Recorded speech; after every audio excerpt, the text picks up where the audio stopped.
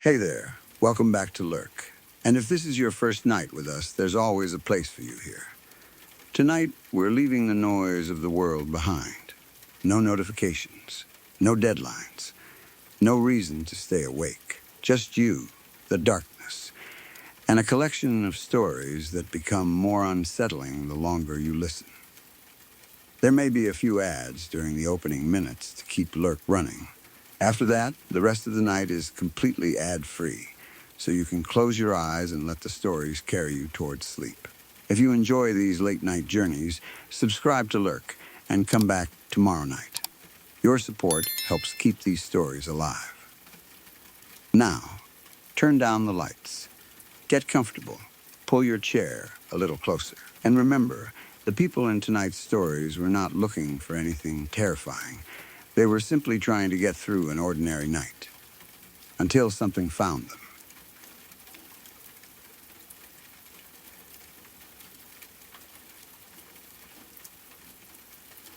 When I was a teenager, my mom and I used to take the back roads whenever we visited my grandparents. The reason was simple. My mom hated driving on the highway. She always felt more comfortable taking the slower roads, even if it meant adding extra time to the trip. So instead of staying on the main highway, we would take the longer route through smaller towns and quiet country roads. Most of those towns were completely normal. We would pass farms, houses, churches, little stores, gas stations, and the occasional diner.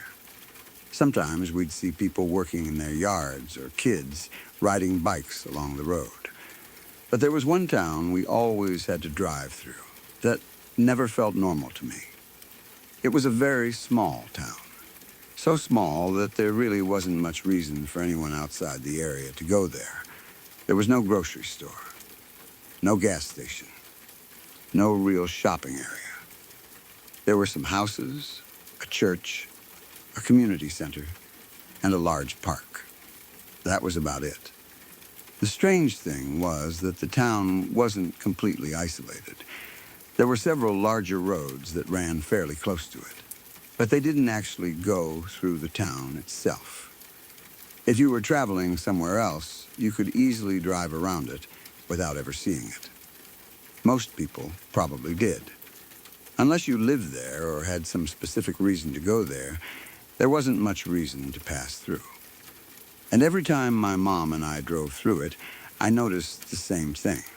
There was almost nobody outside. Not sometimes, almost never. We could drive through the town in the middle of the day and see house after house, but the streets would be completely empty. No one walking, no one riding a bicycle, no one mowing their lawn, no kids playing outside, no people sitting on porches. Nothing.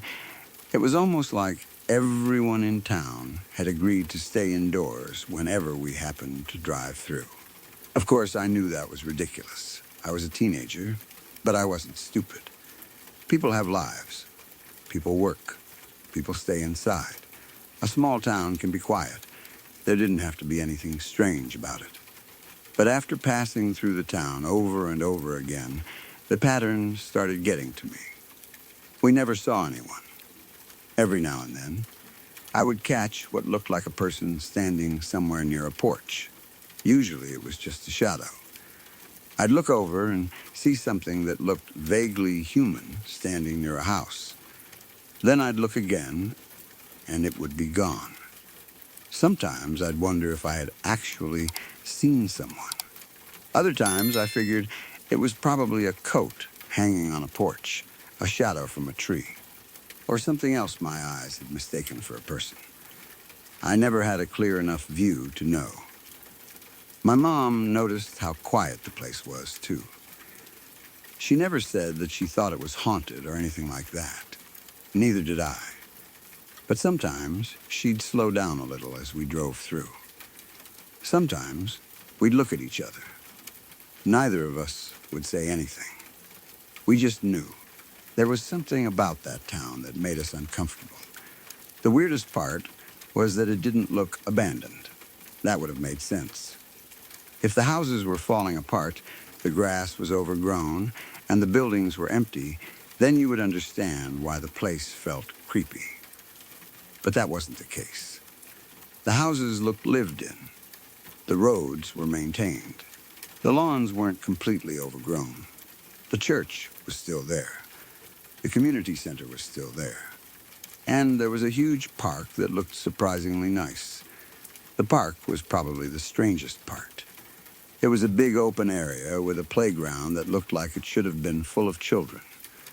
There were swings, slides, climbing equipment, everything you would expect to see in a normal town park. But we never saw a single child there, not once. And we didn't just pass through the town one time. We drove through it dozens of times. Morning, afternoon, early evening, different days, different seasons.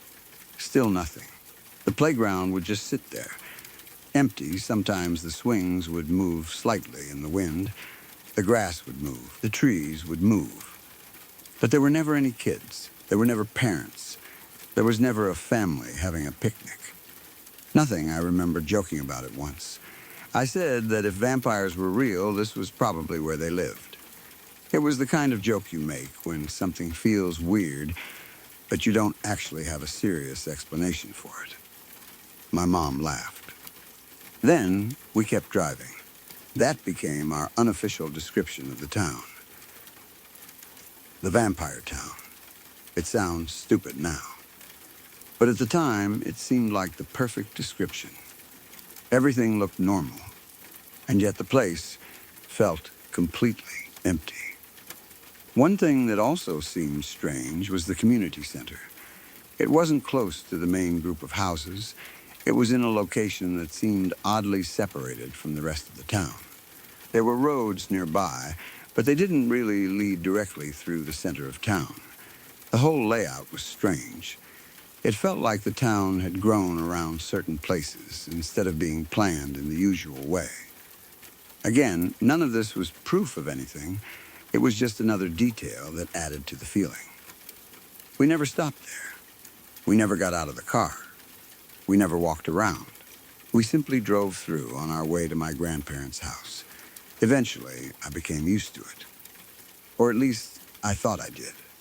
Then one day, my mom and I decided to take a different route through the town. We had passed the same streets so many times that I started getting curious about the side roads. There was one particular street we'd never driven down. It was a small road that branched away from the main route. I remember looking down it and wondering what was back there. My mom wasn't in a hurry, so I suggested that we drive down it. She agreed.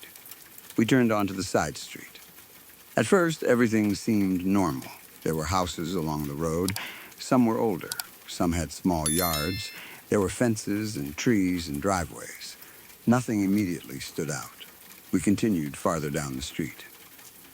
And then we saw something that surprised me. A car repair shop. It wasn't a large place. It looked like a small local business. There was a building that appeared to be a garage, along with an area around it where you would expect to see vehicles. The problem was that there weren't any vehicles. Not one. No cars waiting to be repaired, no customer vehicles, no trucks, nothing that struck me as strange. A repair shop without cars seemed almost as strange as a playground without children. I remember looking around and wondering if the business was even open. There was no obvious movement. No one outside, no sound of engines, no mechanic working, nothing. My mom slowed down as we approached. I was looking toward the building through the passenger side window. I don't remember exactly what I expected to see. Probably nothing. Maybe an empty garage, maybe a closed business, maybe someone working inside. Instead, the door suddenly opened. A man came out. It happened quickly enough that I immediately noticed him. He didn't casually step outside and look around. He came out with energy, almost like he had heard or noticed our car. And then he stopped. He looked directly at us. I remember his face very clearly. There is no polite way to describe it without sounding like I'm making fun of him, and I don't mean it that way. His face had an unusual shape. It looked lumpy and uneven. It wasn't shaped the way I expected a person's face to look. But that wasn't what frightened me. People can have facial differences. People can have medical conditions. People can look completely different from what you're used to. There is nothing frightening about that by itself. What made this man unsettling was the way he looked at us. His expression was extremely angry. I've never forgotten it. He had come out of the building, looked at our car, and just stared. There was no friendly expression, no smile, no wave, no look of curiosity, just anger. It was the kind of stare that makes you immediately wonder if you've done something wrong. My mom was still driving. I looked at her. She looked uncomfortable, too. Neither of us said anything. The man remained where he was, just staring. And something about that moment made every strange thing I'd ever noticed about the town suddenly feel much more important. The empty streets, the empty playground, the lack of people, the strange location of the community center, the shadowy figures I'd occasionally thought I'd seen. The fact that we'd driven through this place so many times without seeing anyone. And now, suddenly, the first person we'd really seen outside was standing there staring at us like he wanted us gone. We didn't need to talk about it. My mom kept driving. We passed him. I watched him through the window as we went by. He didn't wave. He didn't turn away. He just watched us. We continued down the street. My mom didn't say anything for a few seconds. Neither did I. Then, she basically made the same decision I had already made in my head. We were leaving. She turned the car around. We didn't go back to the repair shop. We didn't stop to ask questions. We didn't investigate. We drove back toward the main road. I remember feeling a huge sense of relief when we reached it. And when I think about that now, it seems ridiculous. Nothing had actually happened. The man hadn't threatened us. He hadn't approached the car. He hadn't shouted at us. He hadn't followed us. He had simply come outside and stared. That's it.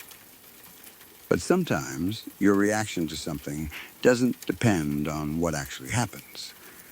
Sometimes it's the feeling you get. And the feeling I got from that man was very simple. Leave, my mom seemed to feel the same thing.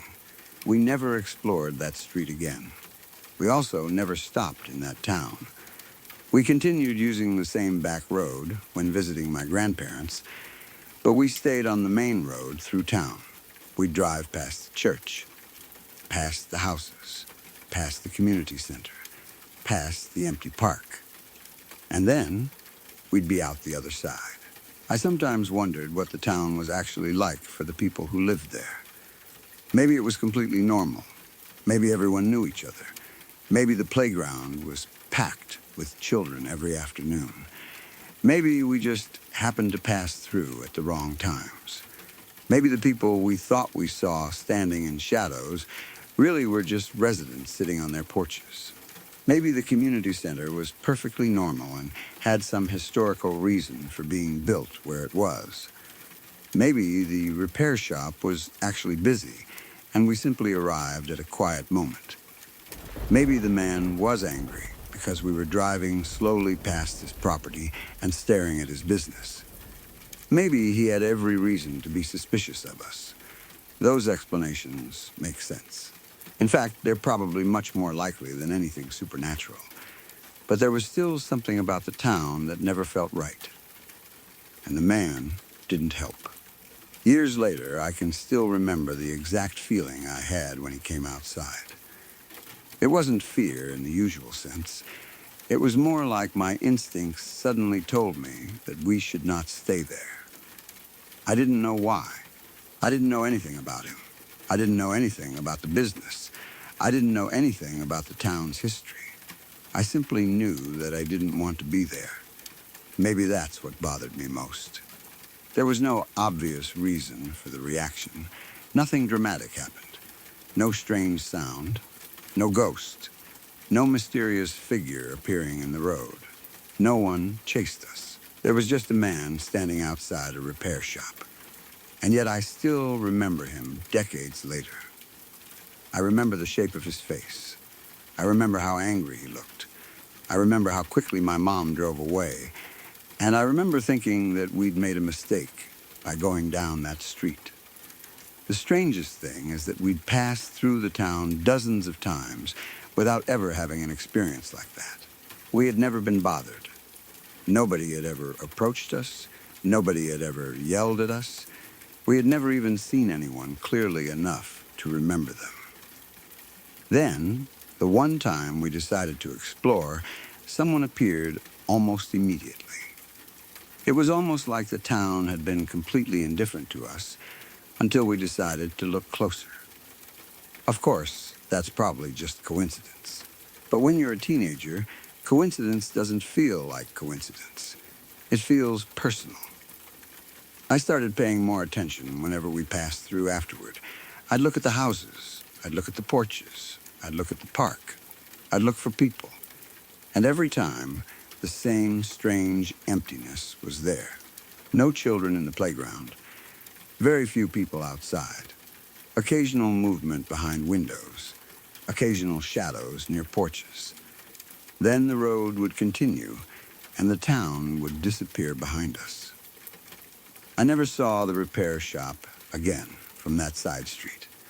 I never saw the man again. I never found out who he was. I never learned why he looked so angry. And I never learned why the shop appeared to have no cars around it. Sometimes I wonder if the whole thing was simply a teenage misunderstanding. Maybe we were already uncomfortable because the town was so quiet. Maybe that made us more sensitive to anything unusual. Then we saw a man with an unusual appearance and an angry expression. Our brains connected all the strange details. Suddenly, the whole town felt threatening. That's how fear works sometimes. It takes small details and builds them into something much larger. But even knowing that doesn't completely erase the feeling I had. Because there are places that simply feel strange. You don't necessarily know why. You don't necessarily have evidence. You just feel uncomfortable. I've been to plenty of small towns since then. Some are quiet. Some are nearly empty. Some have old houses and abandoned businesses. Some have parks that are empty during the day. None of them have felt quite like that one. Maybe it was because I was young. Maybe it was because I was already expecting something strange. Maybe it was because my mom and I had spent years passing through without ever seeing much activity. Or maybe there was genuinely something unusual about that place. I honestly don't know. The older I get, the more I understand that there are usually ordinary explanations for things that seem mysterious. That's probably true here, too. There was probably nothing supernatural happening. The town was probably just quiet. People probably lived their lives mostly indoors. The playground probably had plenty of children there at other times. The repair shop probably belonged to an ordinary man, and the man probably had some completely unrelated reason for looking angry. Maybe he was having a bad day. Maybe we had driven too slowly. Maybe he thought we were lost. Maybe he didn't like strangers. Maybe he simply looked angry naturally. I can't know. But there is one thing I do know. We never went down that side street again. Not because my mom and I believed there was a ghost there. Not because we thought the man was dangerous. Not because we had discovered some dark secret about the town. We just didn't want to. And sometimes that's enough. There is a particular kind of discomfort that comes from seeing something that doesn't fit with the environment around it. For us, it was that repair shop. A business that should have had cars, but didn't. A man who appeared suddenly. A face that immediately caught my attention. And an expression that made us want to leave. Before that, the town had only been creepy in an abstract way. It was quiet. It was empty. It felt strange. After that encounter, it became a place I associated with one very specific memory. A man standing outside a garage, watching our car. Angry, silent. I sometimes wonder what would have happened if we'd stopped. Would he have simply told us we were on private property? Would he have asked if we needed directions? Would he have been perfectly friendly? Would we have discovered that there was absolutely nothing strange about the place? That's probably what would have happened. And honestly, I'm glad we didn't find out. Sometimes curiosity is useful. Sometimes it leads you to interesting places. But sometimes you're driving through a strange little town, you take one wrong turn, and your instincts tell you that you've seen enough. You don't need to prove anything. You don't need to investigate. You don't need to find out what happens next. You can simply turn around and leave. That's exactly what we did. We returned to the main road and continued toward my grandparents' house. After a few minutes, the town was behind us. The houses disappeared. The church disappeared. The empty playground disappeared. The community center disappeared. And eventually, everything looked normal again. I remember feeling better almost immediately. That was probably the biggest clue that leaving had been the right decision. Nothing had changed. The weather was the same. The road was the same. Our car was the same. But the feeling was gone. Whatever had made us uncomfortable was behind us. And I never wanted to go back. Even now, I sometimes think about that little town. I wonder if it's still there. I wonder if the park still exists. I wonder if the playground is still there. I wonder if the church still stands. I wonder if the repair shop is still operating. And sometimes I wonder about that man. Maybe he's still there. Maybe he retired years ago. Maybe the building is gone. Maybe someone else owns the property now. Maybe the entire street looks completely different. I have no idea. But if I ever happen to find myself driving through that area again, I know one thing for certain. I wouldn't take that side street. I'd stay on the main road. I'd pass the church. I'd pass the empty-looking park. I'd keep driving, and I wouldn't slow down to see what was happening at the repair shop. Because maybe there was never anything strange about that town. Maybe there was never anything supernatural there. Maybe the only real mystery was why two teenagers found a perfectly normal little town so unsettling. But then again, there was that playground. All those times we drove through. All those different days. And not once did I see a single child playing there. There were the houses, but almost nobody outside. The occasional shadow on a porch. The community center sitting strangely away from everything else. The roads that went around the town instead of through it. And then, on the one day we decided to explore, there was suddenly someone standing outside a repair shop with no cars around it. He saw us. He stopped. He stared. And we left. Maybe that's all it was. A quiet town. A strange-looking man. A teenage imagination. Nothing more. But I've learned that some memories don't need a ghost to stay creepy. Sometimes all you need is an empty playground, a silent street, and one person staring at you like he knows exactly why you're there. We never explored that side street again. And to this day, I'm perfectly happy not knowing what was waiting farther down the road.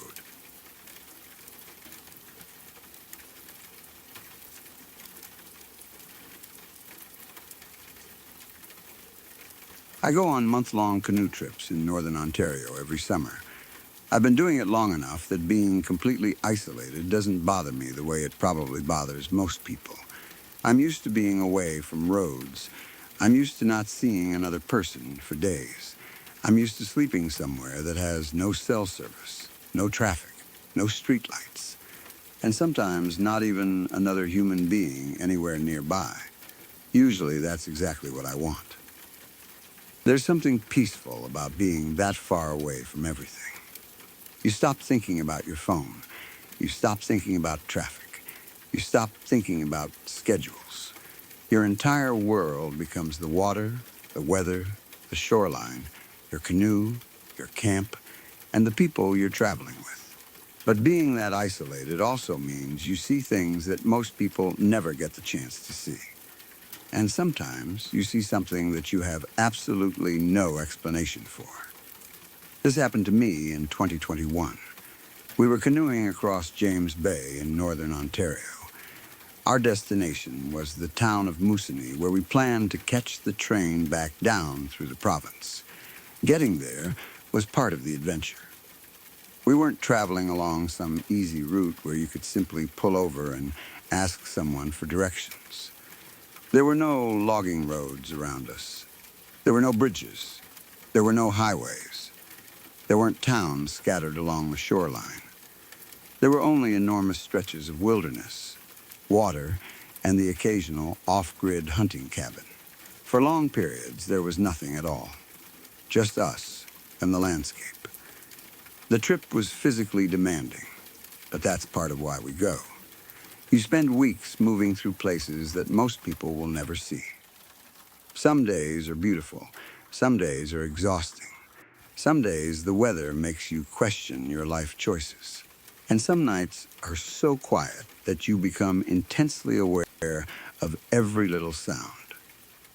That particular night was one of those nights. We were roughly 20 kilometers from the mouth of the bay. It was around 9 o'clock at night. The others had already gone to sleep because we needed to catch the tide in the morning. That meant I was the only person awake. I was outside watching the water. There wasn't much else to do. The moon was extremely bright that night. There were no clouds covering it. The sky was clear. The water reflected the moonlight, and everything around me was visible in that strange silver glow you get on a completely clear night. It was beautiful, the kind of night where you don't feel any need to talk. You can just sit there and watch the water. I remember being completely relaxed. There was no reason for me to be alert, no reason to expect anything unusual. I had spent enough time in the wilderness that strange noises didn't immediately scare me. You hear animals. You hear water. You hear wind moving through things. Sometimes you hear something in the distance and have no idea what made it. That's normal. So when I heard the whistling sound, I didn't immediately think anything of it. At first I thought it might have been something in the environment, maybe the wind, maybe an animal, maybe some distant sound carrying across the water, but something about it caught my attention. I looked up. And that's when I saw it. There was something in the sky.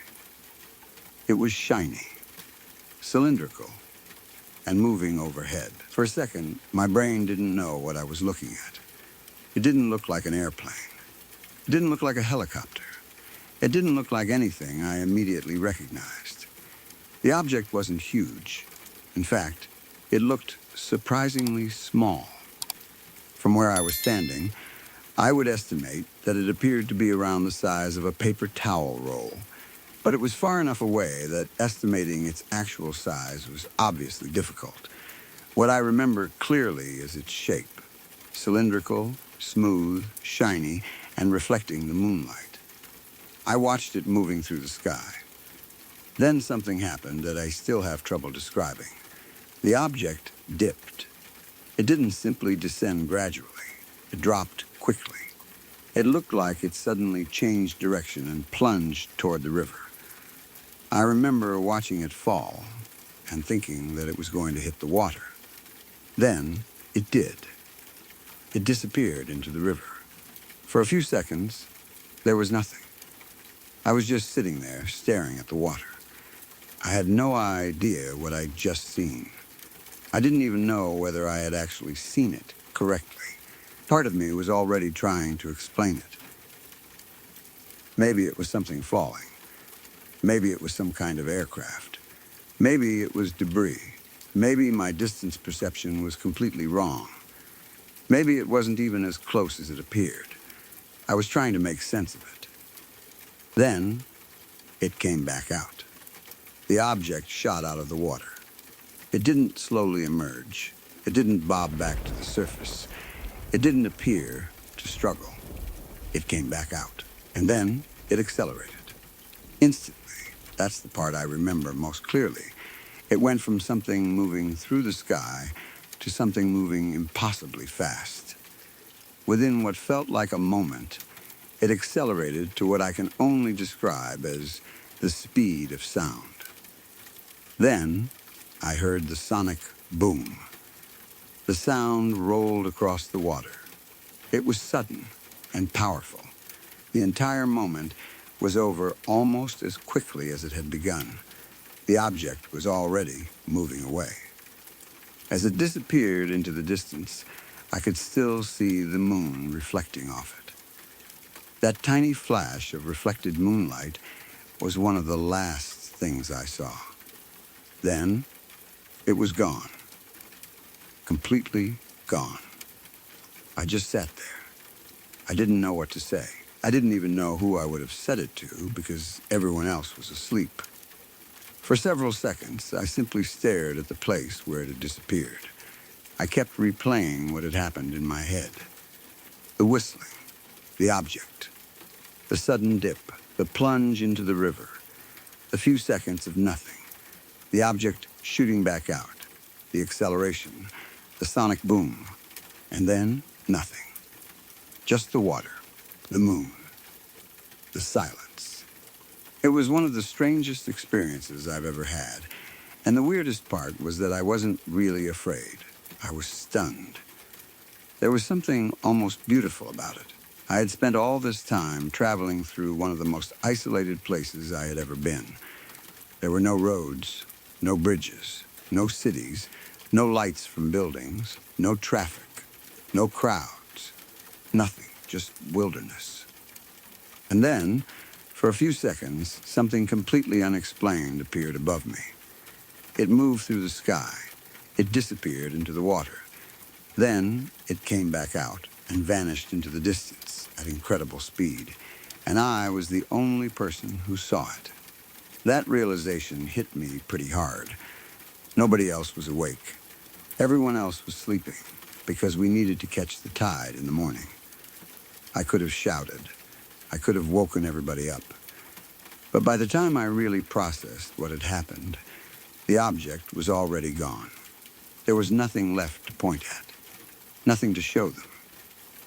No object in the sky, no trail, no visible disturbance that I could identify, just the memory. I remember thinking that if I told everyone immediately, they might not believe me, not because they didn't trust me, just because it sounded ridiculous. Imagine waking someone up at 9 o'clock at night in the middle of nowhere and telling them, I just watched a shiny cylinder fly over us, dive into the river, come back out, and then accelerate away fast enough to create a sonic boom. What would you say? You'd probably think your friend was exhausted. Maybe they'd been staring at the moon too long. Maybe they'd mistaken a meteor or aircraft for something else. Maybe they were joking. There were plenty of possibilities, and I couldn't prove any of them wrong. So I didn't wake anyone. I just sat there. And strangely enough, I started to feel emotional. I actually cried. Not because I was scared, not because I thought something terrible was about to happen. I cried because the moment felt incredibly special. I know that sounds strange, but that's honestly how it felt. It was like I had accidentally been given a glimpse of something I wasn't supposed to see. I was sitting alone in the wilderness. The moon was bright. The water was calm. Everyone else was asleep. And then, this thing appeared for a few seconds and disappeared again. There was something deeply personal about being the only person who witnessed it, almost like the event belonged entirely to that moment. If 10 people had been awake, maybe it would have felt different. If there had been cameras everywhere, maybe it would have felt different. If there had been boats and lights and people around us, maybe it would have felt different. Instead, there was just me, and whatever that object was. I watched the water for a long time afterward. I kept expecting something else to happen. Nothing did. The night returned to normal. The only sounds were the natural sounds of the area. The water, the wind, the occasional movement in the distance. Nothing that explained what I'd just seen. Eventually, I went to sleep. The next morning, everyone woke up and started preparing for the next part of the journey. Nobody knew what I had seen. We talked about the tide. We talked about our route. We packed our gear. We got ready to continue. At some point, the sonic boom came up. Everyone had heard it. That was the strange part.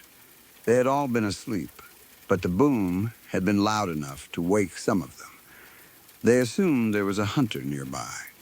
That was the explanation that seemed to make the most sense to them. Someone with a rifle. Maybe a hunter had fired a shot somewhere nearby.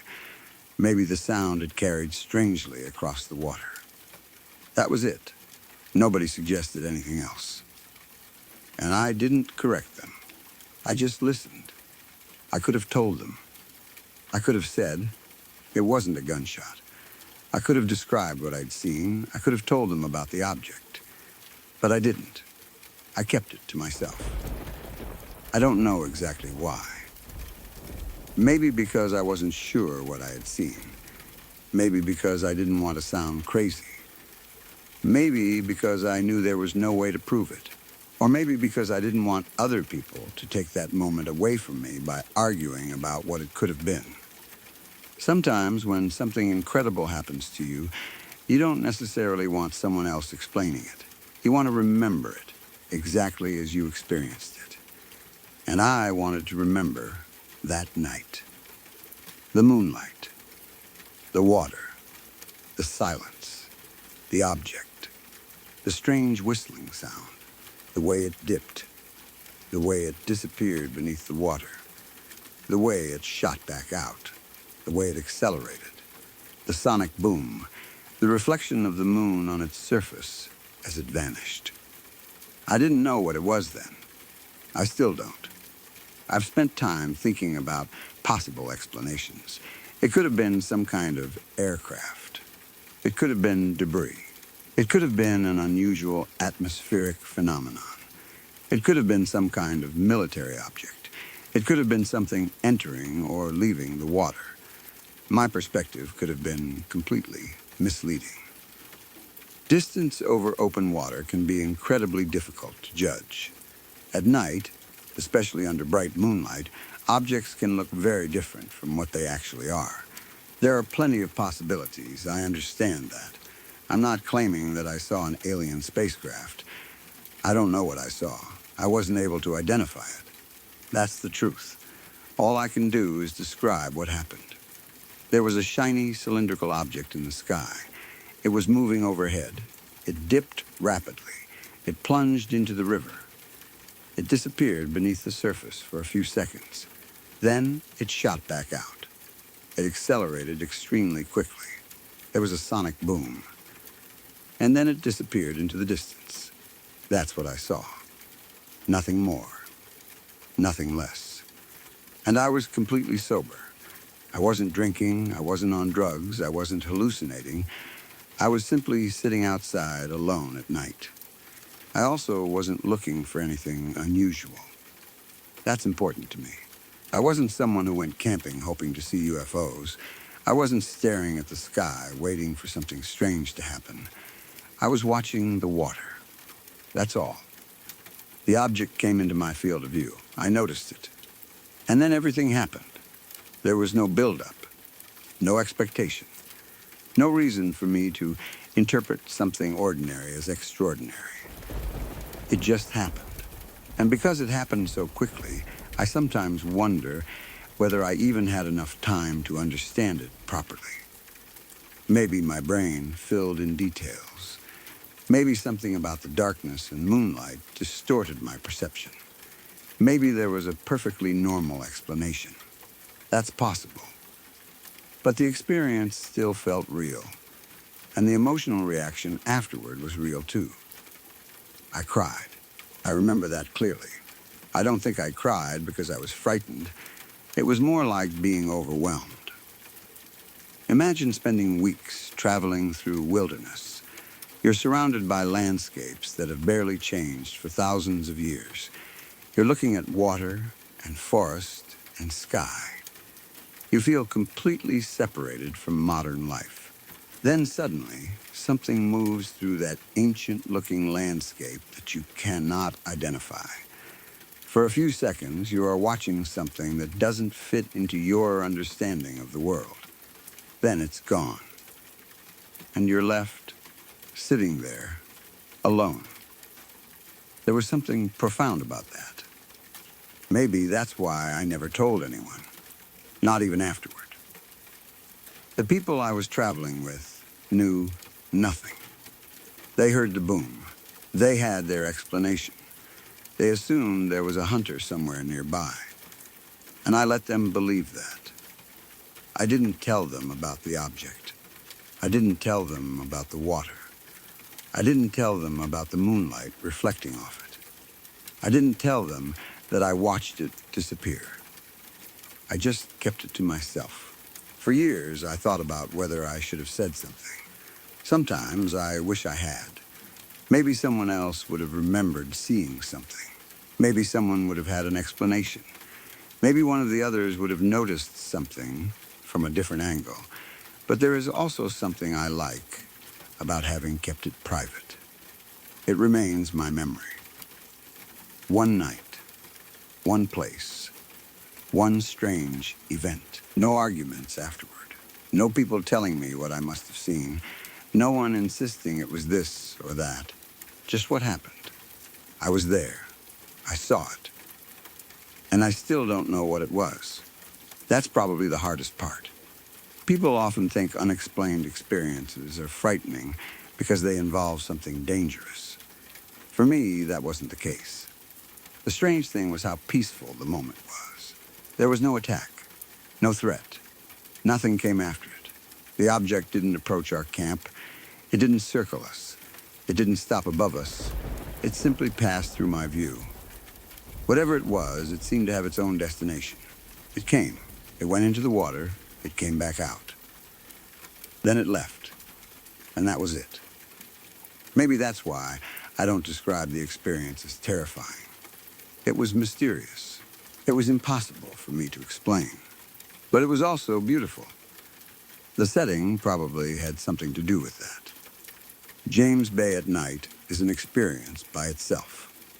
There is something different about seeing a huge body of water under a clear sky when there are no city lights around. The darkness feels enormous. The sky feels enormous. The horizon seems endless. You can look around and realize that there may be nobody else watching the same thing you are. That night, I was completely alone in that sense. There were people sleeping nearby, but for those few minutes, the experience belonged only to me. I sometimes wonder whether the object would have looked different to someone else. Maybe somebody else would have immediately recognized it. Maybe another person would have seen an aircraft. Maybe another person would have assumed it was a meteor. Maybe someone with military experience would have known exactly what it was. I'll never know. Because nobody else saw it. And by the time anyone was awake, there was nothing left. Only the sonic boom. That sound became the one piece of evidence that other people shared with me. They heard it. I saw what caused it. At least I believe I did. But from their perspective, there was simply a loud boom in the middle of the night. That's all. To them, it was probably just another sound in the wilderness. To me, it was the final moment of one of the strangest things I've ever experienced. I remember the object reflecting the moonlight. That detail has stayed with me more than anything else. It wasn't glowing. It wasn't surrounded by lights. It wasn't dramatically illuminated. It was simply shiny enough that the moonlight caught its surface. For a brief moment, I could see that reflection as it moved away. Then it became too distant, and eventually it disappeared. I remember watching the empty sky afterward. There was nothing there, just stars, just moonlight, just darkness, and the water below. I sat there wondering whether I had just witnessed something that I would never be able to explain. That was the feeling that stayed with me. Not fear, not certainty. Wonder, because there are moments when the world feels much bigger than you normally remember. Most of the time, we live surrounded by explanations. Everything has a name. Everything has a category. If you see an airplane, you know it's an airplane. If you hear a helicopter, you know it's a helicopter. If you see a satellite, you know what it is. If something falls into the water, you assume you know why. But occasionally, something happens that doesn't fit, and for a few seconds, you're forced to admit that you don't know. That's what happened to me that night. I don't know what crossed the sky above James Bay. I don't know what entered the water. I don't know how it came back out. I don't know how it accelerated that quickly. I don't know what caused the sonic boom. And I don't know where it went. Maybe someday I'll learn. Maybe I'll hear about some aircraft or experiment that explains the entire thing. Maybe I'll discover that what I saw was a known phenomenon. Maybe I'll eventually realize that my perception of the event was completely wrong. Any of those things are possible. Until then, I have the memory. And honestly, I'm okay with that, because not everything has to have an answer. Some experiences are valuable precisely because you can't explain them. That night was one of those experiences for me. I was sitting alone on the shore of James Bay, 20 kilometers from the mouth of the bay. No roads, no bridges, no city lights, no nearby towns, no one awake except me. The moon was bright enough to light the water. The sky was completely clear. And then I heard a whistle. I looked up. A shiny cylinder crossed the sky. It dipped. It plunged into the water. It disappeared. For a few seconds, there was nothing. Then it shot back out. It accelerated away with unbelievable speed. The sound followed. A sonic boom rolled across the bay and woke the people sleeping in our camp. They thought there was a hunter nearby. I knew there wasn't. I watched the object disappear into the moonlit distance. And then I sat there alone, trying to understand what I had just seen. I never told anyone. Not the people on the trip. Not my friends afterward. Nobody, for a long time. It was just something I carried around in my head. A strange memory from a canoe trip.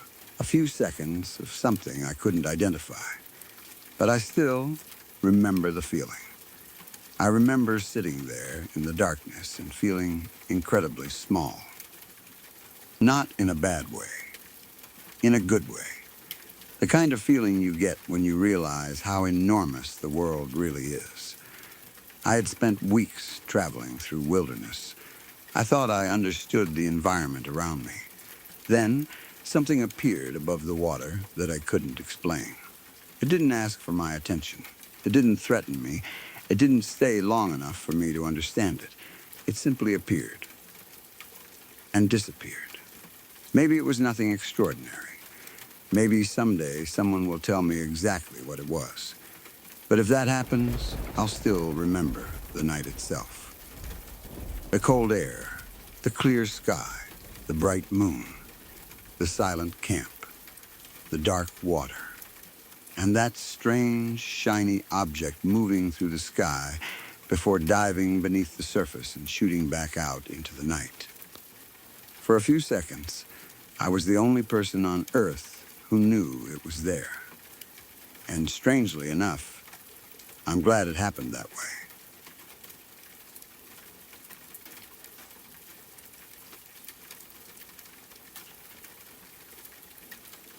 I had always been interested in haunted places.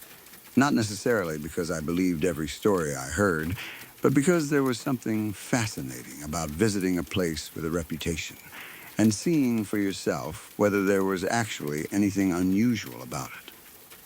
Most of the time, I figured people were probably exaggerating. A strange sound becomes a ghost. A shadow becomes an apparition. An old building makes a noise, and suddenly somebody swears they heard a voice. That was more or less how I looked at things back then. Then one night, my girlfriend, a couple of friends, and I decided to visit an abandoned amphitheater in upstate New York. I still think about that night.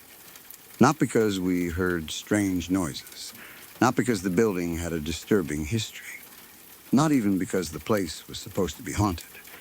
I remember it because one of the girls came running out of that building, screaming that something had grabbed her. And when we finally got back to the car, there was a mark on her arm that looked exactly like a bite. That was the moment the whole experience stopped being fun. The amphitheater was located near an old mining town that was mostly empty. The area already had that isolated, forgotten feeling before we even reached the building. There weren't many people around. There weren't many businesses. There weren't many lights. The farther we drove, the more it felt like we were leaving civilization behind. The amphitheater itself had a reputation for being haunted. According to the stories we'd heard, several murders had happened there during the 1950s. I don't remember all the details of the murders now, and honestly, I can't guarantee that every part of the story we'd been told was accurate. You know how these legends work. Someone tells someone else. Then, another person adds a detail. After a few years, nobody remembers where the original story came from. But the basic story was that several people had been murdered there decades earlier, and because of that, the abandoned amphitheater had become known as a place where strange things happened. We'd also heard that people who had visited the place claimed to experience things they couldn't explain. And naturally, that made us curious. Some people had actually told us that if we wanted a real experience, we should go there. That phrase stuck with us. A real experience. It sounded like a challenge. So we decided to go. We picked a cold night in the fall. I remember the temperature because it wasn't just slightly chilly. It was the kind of cold that made you want to keep your jacket zipped up and your hands in your pockets. The sun was already gone by the time we got close to the area. The roads became darker. The surrounding forest seemed to swallow up what little light there was. We had flashlights with us, but the beams seemed almost useless once we were away from the car. We also had disposable 35 memra cameras. This was before smartphones had become the cameras people carried everywhere. If we wanted pictures, we had to bring actual film cameras. We thought that was going to make the whole thing even more interesting. If we saw something strange, we could take a picture. If we got lucky, maybe we'd capture something we couldn't explain. At the time, it sounded exciting. We didn't realize that we'd eventually be wishing we had those pictures. Finding the amphitheater took much longer than expected. We drove around trying to locate it. Then we got out and tried following paths on foot. We took wrong turns. We backtracked. We searched around in the darkness. It seemed ridiculous that a building could be so difficult to find. But the area was isolated, and there weren't exactly signs pointing toward an abandoned structure where people had supposedly been murdered. Eventually, we found it. Even before we entered, the place looked like somewhere that had been forgotten for a very long time. It was old. It was deteriorating. There was nothing welcoming about it. The structure had clearly been left alone for years, and the darkness made it difficult to tell where one part of the building ended and another began. We found a way inside. The moment we crossed through the entrance, the atmosphere changed. It wasn't necessarily supernatural. It could have simply been the normal feeling you get inside an abandoned building. The temperature was cold. The air smelled old.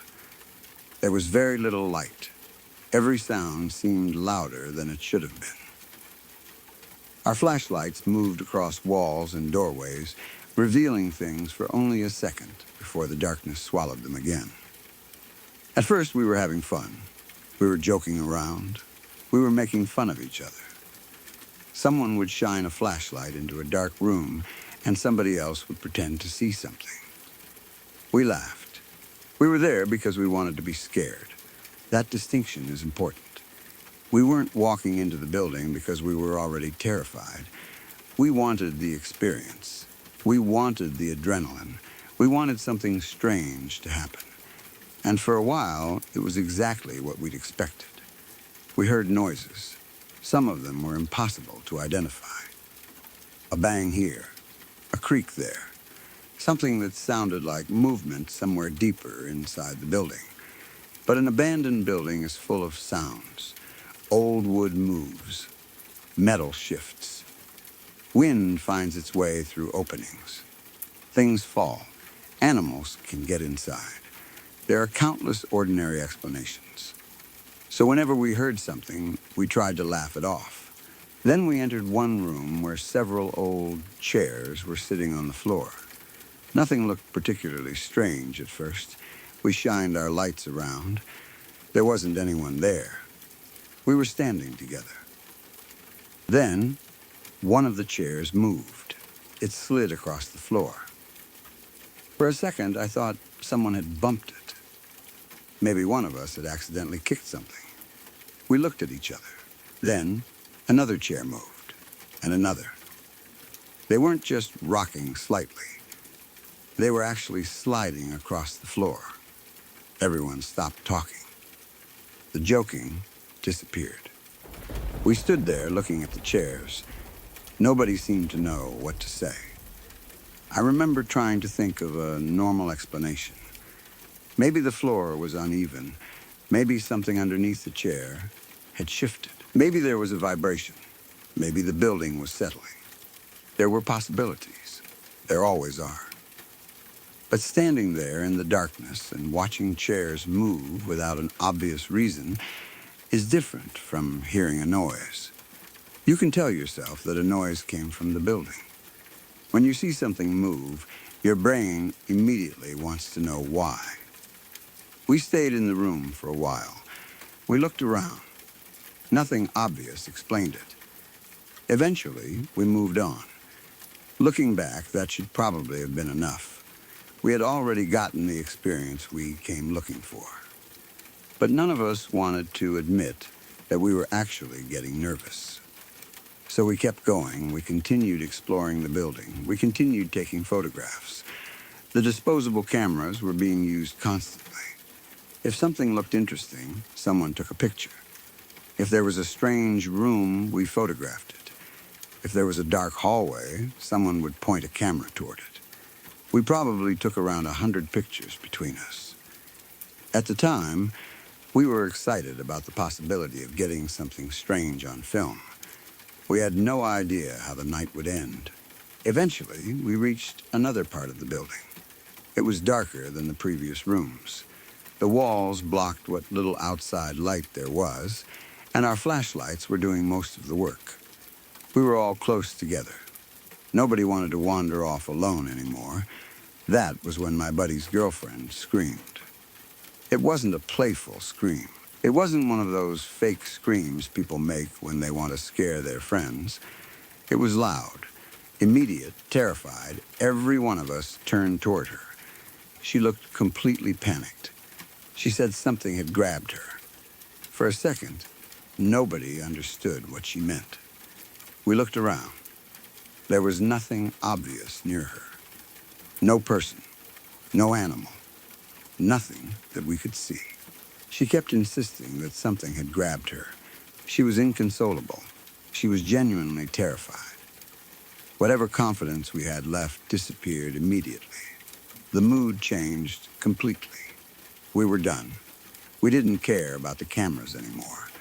We didn't care about exploring the rest of the building. We didn't care whether the place was actually haunted. We wanted to leave. Right then, We started moving toward the exit. Nobody wanted to stay behind. Nobody wanted to be the last person walking through the building.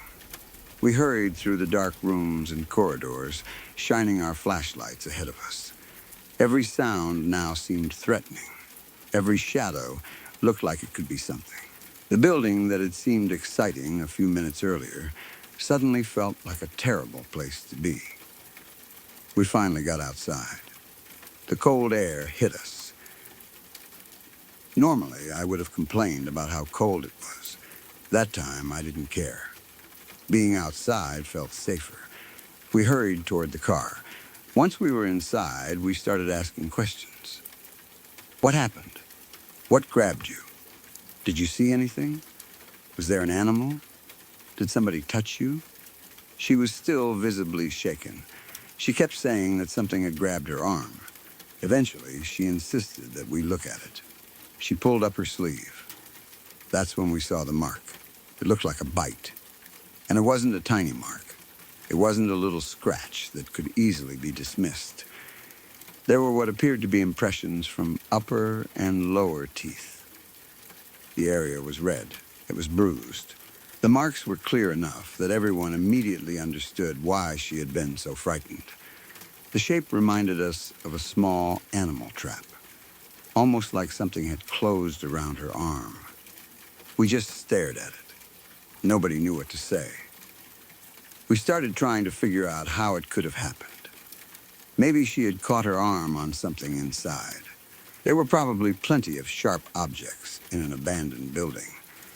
Maybe some piece of old metal had pressed against her skin. Maybe something had scratched her, and the swelling had made the marks look like teeth. Maybe there was an animal hiding somewhere inside. That seemed possible. There are all kinds of animals that can get into abandoned buildings. But if an animal had bitten her, where was it? None of us had seen anything. Nobody had heard an animal. And she insisted that something had grabbed her. The more we talked about it, the less comfortable we became. We had already seen chairs moving. We had already heard unexplained sounds. Now one of us had a physical mark on her arm. And we were sitting in a car outside a building that supposedly had a history of violence and strange activity. Maybe everything had a normal explanation. Maybe, but at that moment, nobody was interested in testing that theory. We wanted to go home. So we left. As we drove away, we kept talking about what had happened. Everyone had their own theory. Some people thought it was an animal. Some thought she had accidentally hurt herself. Some were more willing to consider the possibility that something supernatural had happened. I wasn't sure what I believed. I still don't know. But I remember thinking that the bite mark bothered me more than anything else. A sound can be explained. A shadow can be explained. Even the chairs could probably be explained somehow. But the mark on her arm was real. Something had happened to her skin. Something had caused those bruises. The question was what? And we didn't have an answer. Then we remembered the cameras. We had taken all those pictures. Maybe the film would tell us something. Maybe there would be something in one of the photographs that we hadn't noticed. Maybe we'd accidentally photographed an animal. Maybe we'd captured someone else inside the building. Maybe we'd see something in the background. We didn't know. But suddenly, those disposable cameras seemed extremely important. We had taken close to 100 photographs. Surely at least some of them would come out. We took the film to Walmart to be developed. This was back when you could still drop off rolls of film and wait for them to be processed. We weren't expecting anything unusual. We just wanted to see the pictures. We wanted evidence. Even if every picture was completely normal, we'd have something. Eventually, we got the news. None of the rolls had come out. The person handling the development told us the film appeared to have been exposed to light. The pictures were ruined. All of them. Every roll. We had taken around 100 photographs inside that building, and we ended up with nothing. No pictures. No strange figures. No dark shapes. No evidence of the rooms we'd explored. Nothing. At first, I tried to think of a normal explanation. Film can be ruined. Cameras can malfunction. A roll can be exposed accidentally. The cameras could have been handled incorrectly. There are plenty of technical explanations. So I can't honestly say that the ruined film proves anything. It doesn't. But the timing was unsettling. We had gone into this abandoned place expecting a scary night. We had heard strange sounds. We had watched chairs slide across the floor. Then one of the girls screamed that something had grabbed her. We found what looked like a bite mark on her arm. And then every photograph we had taken inside the building was unusable. Maybe those things had nothing to do with each other. Maybe it was all coincidence. Maybe there was a completely ordinary explanation for every single part of the night. But when you're sitting in a car after leaving an abandoned building, staring at a bruise that looks like teeth, those explanations don't always feel satisfying. That night changed the way I think about this stuff. Before that experience, I treated haunted places as entertainment. If someone said a building was haunted, I thought it was interesting. If someone told me about a ghost sighting, I'd listen. If someone wanted to explore an abandoned building, I might even go along. I didn't necessarily believe the stories. I just thought they were fun. That night made me take them more seriously. Not because I suddenly became convinced that every ghost story is true. I didn't. Even now, I don't claim to know that what happened was supernatural. But I stopped assuming that every strange experience had to be imaginary.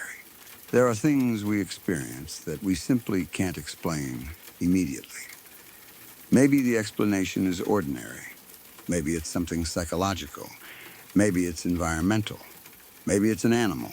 Maybe it's a coincidence. Maybe it's something else. I don't know. But I know what happened that night. We went inside. We heard things. We watched chairs slide. One of the girls screamed that something had grabbed her. We saw a very distinctive mark on her arm. We left, and the photographs we'd taken were ruined. That's the sequence. And no matter how many times I've thought about it, I still can't put together a completely satisfying explanation. The bite mark is what I remember most clearly. It looked like an actual bite. There were upper and lower impressions. The skin was red. There was bruising. It wasn't some tiny mark that you could barely see. It was obvious. And the girl was terrified before we even saw it. She wasn't saying, "I think something might have touched me." She was screaming. She was telling us that something had grabbed her. That reaction is difficult to forget. I can still remember the moment she screamed. Everything had been relatively casual until then. We had been exploring. We had been joking. Then suddenly, someone was genuinely afraid. And when somebody is that scared, everyone else starts feeling it too. Fear spreads quickly. One person sees something. Another person reacts. Suddenly, everyone is thinking about the same possibility. Maybe there really is something here. Maybe we're not alone. Maybe we should leave. That was exactly what happened. Within seconds, the entire group wanted out. Nobody needed convincing. Nobody suggested staying for another 10 minutes. Nobody said we should investigate the bite. Nobody wanted to see what else might happen. We left, and we never went back. I don't know what happened to the amphitheater afterward. I don't know whether it was eventually demolished. I don't know whether people still visit it. I don't know whether the stories about the murders were ever verified. Maybe they were. Maybe they weren't. The old mining town nearby probably had its own history. And abandoned places naturally collect stories. Once a building gets a reputation, every strange noise becomes part of the legend. Every unexplained event gets added to the story. That's how these places become famous. But sometimes something happens that even the people experiencing it can't explain. For us, that was the bite. Maybe an animal was responsible. That's probably the most reasonable explanation. If there was an animal inside the building, it could explain the mark. But then we have other questions. Why didn't anyone see it? Why didn't we hear it? Why did she feel like something had grabbed her? Why did the chairs move? Why were all the photographs ruined? Again, maybe those things were unrelated. Maybe there were several ordinary explanations happening at the same time. That is completely possible. But the human mind wants a single answer. It wants to connect the events. It wants the story to make sense. And sometimes there isn't enough information to do that. Years later, I still can't tell you what caused the bite. I can't tell you what moved the chairs. I can't tell you why the film failed. And I can't tell you whether anything supernatural happened inside that building. I can only tell you that we went there expecting to get scared. And we got more than we expected. There is a difference between being scared because you think something might happen and being scared because something has already happened. Before she screamed, we were playing around. We were looking for something.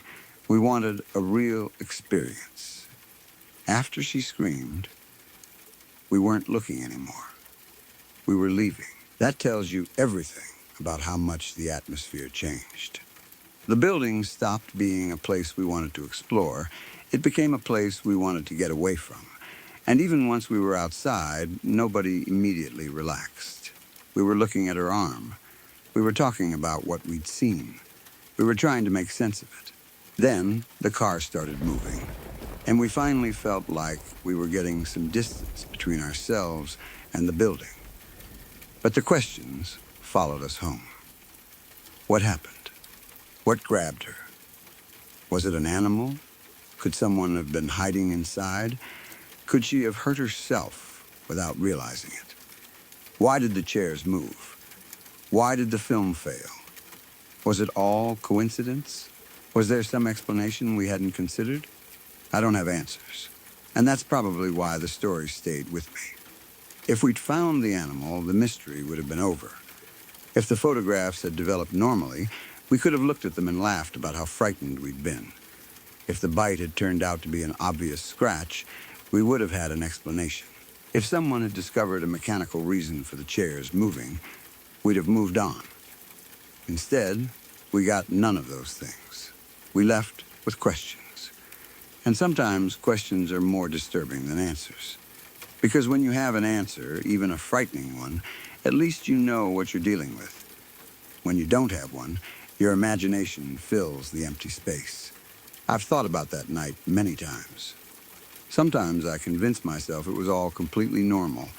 An old abandoned building, an animal, some strange movement, a frightened person, bad film. Coincidence, that's entirely possible. Other times I remember the atmosphere, the darkness, the cold, the strange noises, the chairs moving, the scream, the bite, the ruined film. And I remember how quickly all of us went from laughing to desperately wanting to leave.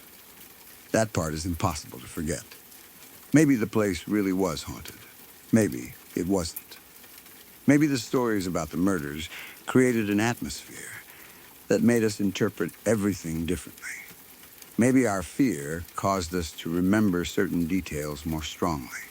Maybe the girl had been bitten by something ordinary and simply didn't see it. There are explanations. I know there are.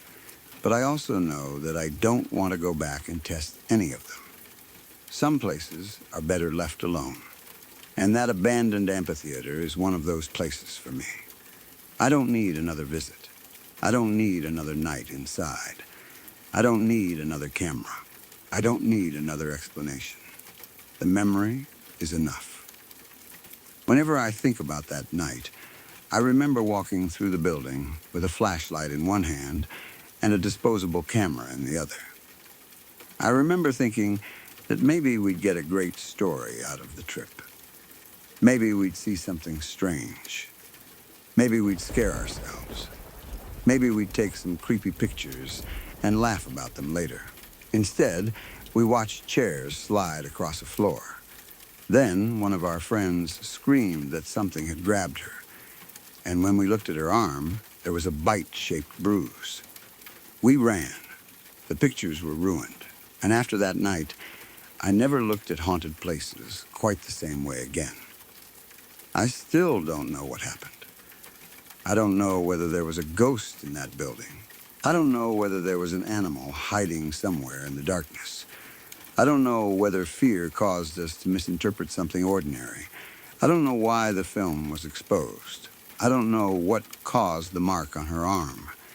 Maybe someday I'll hear an explanation that makes perfect sense.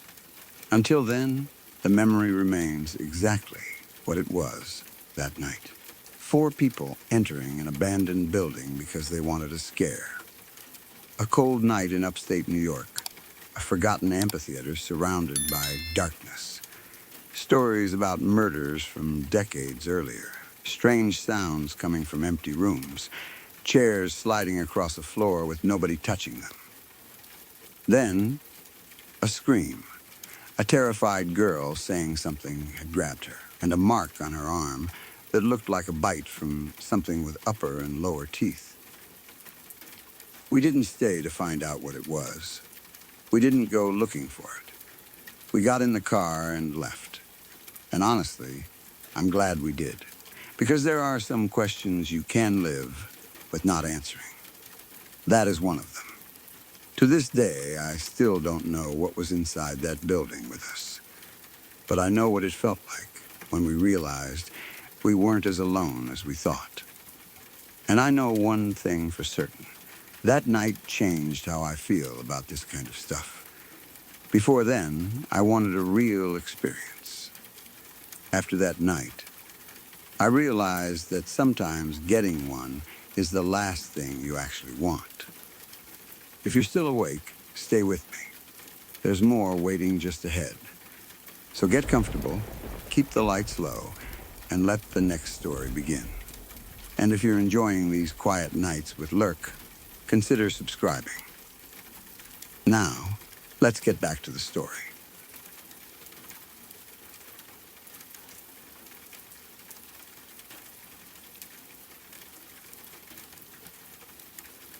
I have seen some pretty strange things in my life, but 2 memories have always stayed with me for completely different reasons. One happened years later in the Atlanta Greyhound station. The other happened when I was in 4th grade. The first one was disturbing in a way that was almost strangely peaceful. The second one was something I didn't fully understand until I was older. The Atlanta Greyhound station was one of those places where you could see almost anything if you spent enough time there. People were coming and going constantly.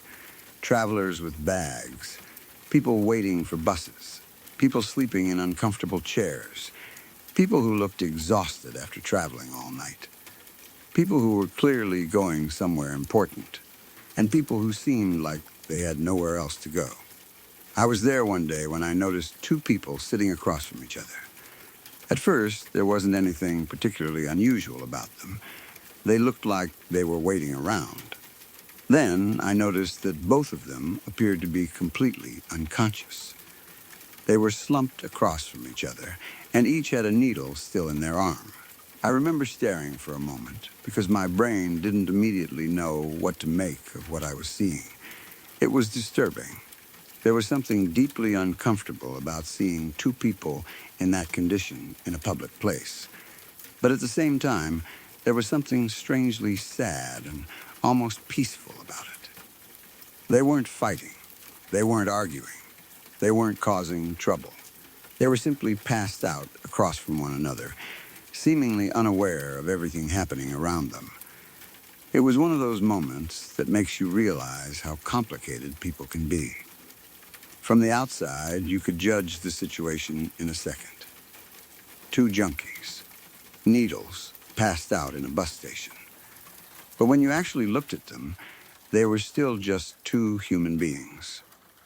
They had lives, families, maybe, people who knew them, people who had once loved them. They had probably both been children once. They probably had completely different dreams and plans for their lives. And there they were, sitting across from one another in a Greyhound station with needles in their arms. It was disturbing. But somehow, seeing them together also felt strangely intimate, almost like they had found some kind of companionship in the middle of a difficult life. I remember thinking that it was almost sweet in the strangest possible way. Not sweet because of what they were doing. There was nothing sweet about the drugs or the needles. It was the fact that they weren't alone. Whatever had brought them to that moment, they were there together. I don't know what happened to them afterward. I don't know if someone eventually woke them up. I don't know if a security guard noticed them. I don't know if they got on a bus. I don't know if they were okay. I simply remember seeing them. Two people sitting across from one another, both unconscious, both with needles in their arms. And somehow, despite how disturbing the scene was, I couldn't stop thinking about how human it looked. Years later, that memory still comes back to me sometimes. Not because it was the most frightening thing I've ever seen. It wasn't. It was because it made me think about how easily a person can end up somewhere they never imagined they would be. How quickly life can change. How sometimes you can look at a stranger and have absolutely no idea what they've been through. That was one of those moments where I didn't know whether I should feel disturbed, sad, or strangely touched. I felt all three. But that isn't the memory that really stayed with me. The other one happened when I was in 4th grade, and unlike the Greyhound station, I didn't really understand what I had seen at the time. It was during a school field trip. Our class had gone to visit a waterfall. I don't remember every detail of the trip anymore, but I remember the general excitement. It was the kind of field trip that every kid looked forward to. We were outside. We were away from the classroom. There was a waterfall. There were trails and trees and rocks. Everything felt like an adventure. As a kid, you don't think about the risks in the same way adults do. A wooded trail isn't a dangerous place. It's an adventure. A waterfall isn't something to be cautious around. It's something exciting. And being with your classmates makes everything feel even more fun. At some point, my buddy and I somehow became separated from the rest of the group. I don't remember exactly how it happened. We weren't intentionally trying to disappear. We weren't planning some great expedition. We just ended up away from everyone else. One minute, we were with the group. Then somehow we weren't. I'm sure the teachers were looking for us. I'm sure they eventually noticed that we weren't where we were supposed to be. But at the time, we were kids. We didn't immediately think, we're lost, we're in danger. We need to find an adult. Instead, there was probably a certain amount of excitement to the whole thing. We were somewhere we weren't supposed to be. We had gotten separated from the group, and like most kids, our first instinct was probably curiosity. So we kept going. We followed the area around the waterfall and the surrounding woods. I don't remember exactly how far we went. I don't remember what we were talking about. I don't remember whether we were trying to find our way back or simply exploring. But eventually, we found something. Something that I didn't fully understand at first. There were human remains, decomposing human remains. I don't remember every detail of what they looked like. Some memories from childhood become strangely blurred over time, especially memories involving something you didn't understand. But I remember knowing that what we were looking at was wrong. It wasn't an animal. It wasn't some ordinary thing lying in the woods. It was human. And once that realization hit me, the entire atmosphere changed. A few minutes earlier, we were just two kids exploring near a waterfall. Suddenly, we were standing somewhere we absolutely did not want to be. The woods didn't feel exciting anymore. They felt enormous. Every tree seemed darker. Every sound seemed louder. The waterfall, which had probably been beautiful when we first arrived, suddenly felt completely different. There was something about finding human remains in a place where you expected to see nothing more serious than rocks, trees, and wildlife. It changes the way you see the entire area. I remember the feeling of confusion almost as much as the fear. I was in fourth grade. I didn't have the experience to understand what I was seeing. I didn't know who the person was. I didn't know how they had died. I didn't know how long they had been there. I didn't know whether they had been reported missing. I didn't know whether someone had been looking for them. I didn't even know exactly what we were supposed to do. All I knew was that there was a dead person in the woods, and we had found them. My buddy was there with me. That made the situation slightly less terrifying because at least I wasn't alone. But there was also something strange about having another kid standing beside you when you encounter something like that. Neither of us had the answers. Neither of us knew what to do. We were just two fourth graders who had wandered away from a school field trip and stumbled across something that adults probably would have reacted to very differently. I imagine we were scared. I imagine we probably wanted to get away from there as quickly as possible. But I don't remember every second. What I remember is the discovery, the feeling, the fact that the remains were there, and the realization that this wasn't supposed to be part of our field trip. There was something especially disturbing about how ordinary the surroundings were. Nature doesn't react to human tragedy the way people do. The trees keep growing, the birds keep moving, the water keeps flowing, the wind keeps blowing. A person can die somewhere, and unless another person finds them, the world simply continues around them. That's one of the things that makes finding human remains in the wilderness so unsettling. The location doesn't look like a crime scene. It just looks like nature. You can have trees standing peacefully above something horrible. You can have sunlight coming through the branches. You can hear birds. You can hear water. Everything around you can be beautiful. And then you realize someone died there. As a child, I don't think I fully understood that. I knew it was disturbing. I knew it was scary. But I didn't understand the weight of it. I didn't understand that there was probably a person connected to those remains. Someone had a name. Someone had a family. Someone had people who knew them. Someone had probably wondered where they were. Someone may have spent days, weeks, months, or even longer wondering what happened. And somehow my friend and I had stumbled across the place where their story had ended. That thought became much heavier as I got older. When you're in fourth grade, death is still an abstract concept. You know what it means. You understand that people die.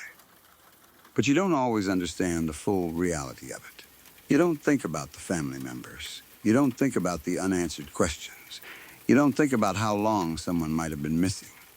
You don't think about how terrifying it must be for someone to know that a person they love has disappeared.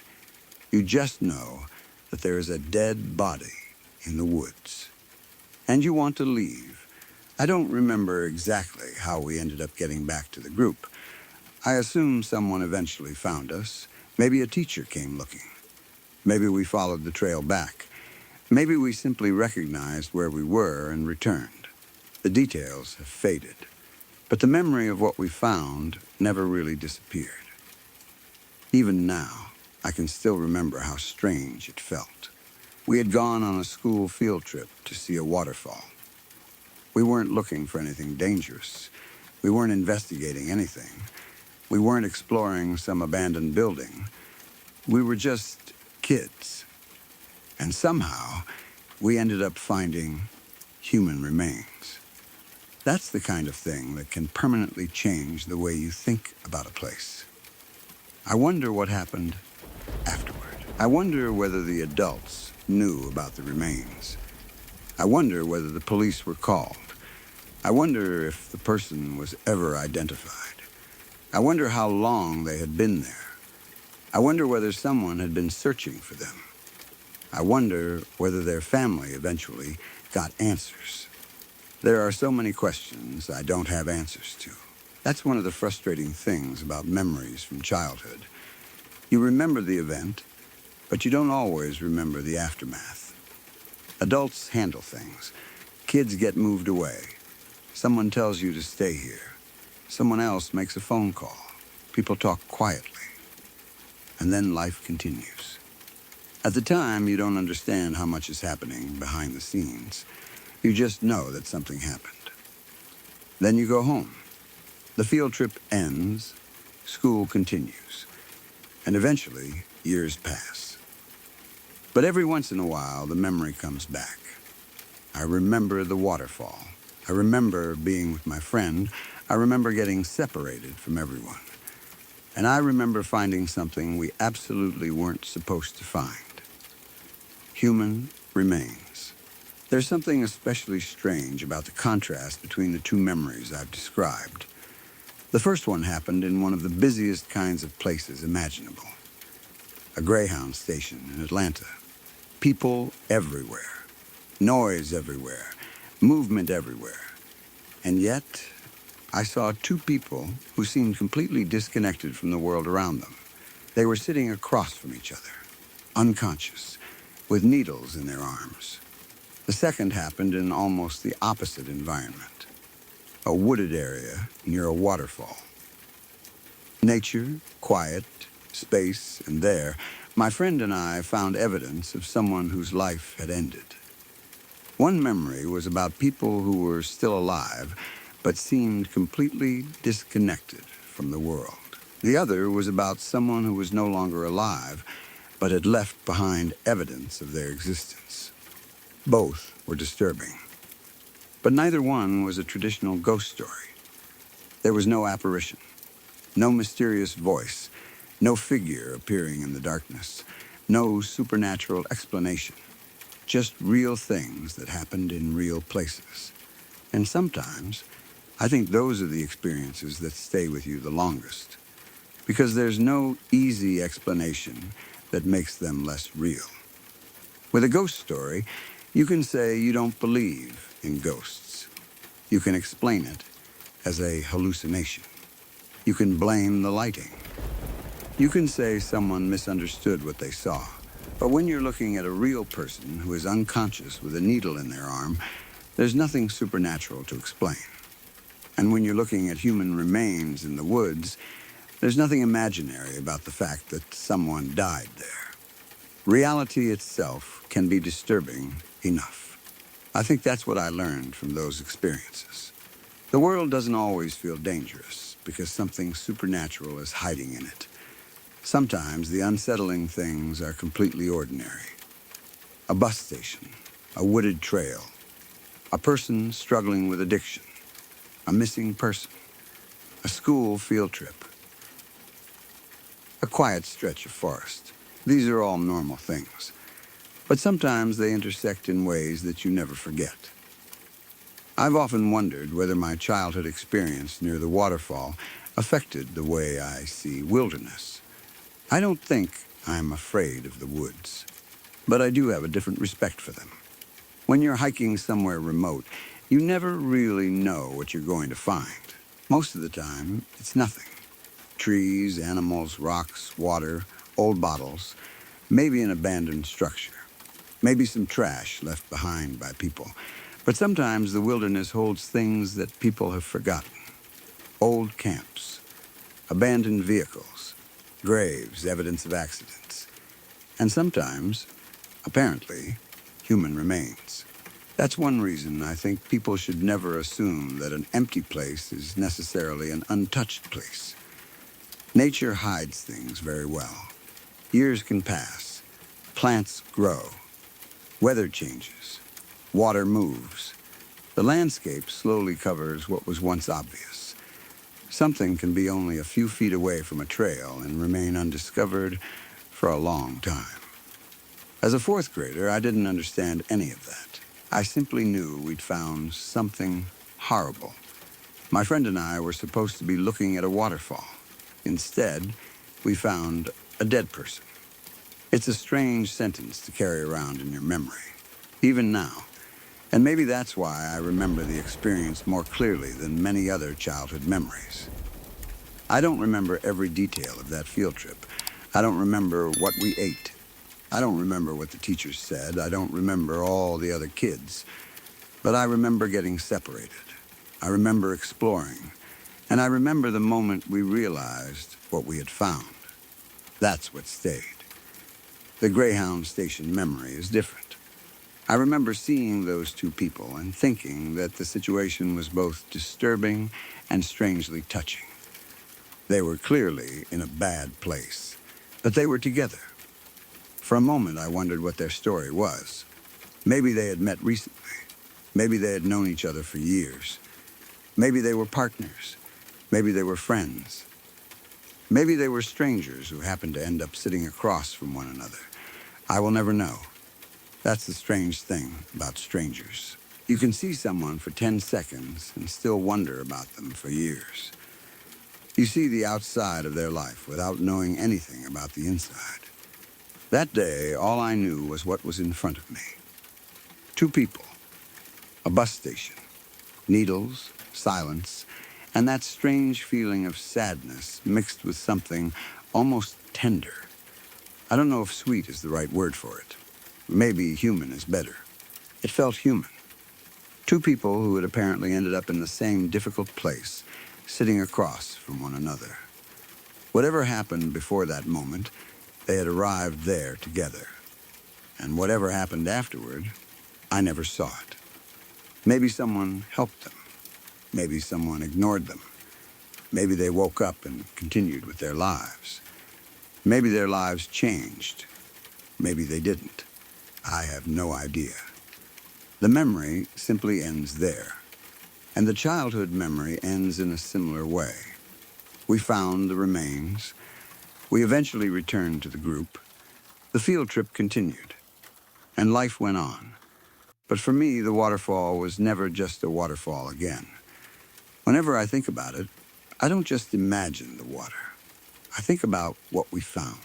I think about how easy it was for two children to wander away from the group and discover something no child should have to discover. And I wonder about the person we found. Who were they? What happened to them? How long had they been there? Who was looking for them? Did their family finally get to bring them home? Those questions are probably impossible to answer now, but I still think about them. Maybe that's the strangest thing about both experiences. Neither one lasted very long. The people at the bus station were just something I saw. The remains at the waterfall were just something we discovered. Neither event took over my life. But decades can pass, and a single image can still remain.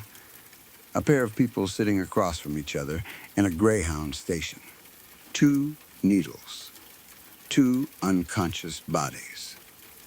And a strange sense that somehow they weren't alone. Then, years earlier in my life, two fourth graders wandering away from their classmates. A waterfall, a wooded trail, and something decomposing among the trees. Two completely different places. Two completely different memories. But both taught me something I didn't understand at the time. You never really know what you're going to encounter when you step away from the familiar. Sometimes you find something beautiful. Sometimes you find something sad. Sometimes you find something that makes absolutely no sense. And sometimes you find something that stays in your memory long after everything else about that day has disappeared. I still think about that waterfall. And I still remember those two people in Atlanta. Neither story has a supernatural ending. Neither needs one, because sometimes reality itself is strange enough. And sometimes the scariest things you can find aren't monsters. They're reminders that real people have real stories happening all around you, most of which you'll never know.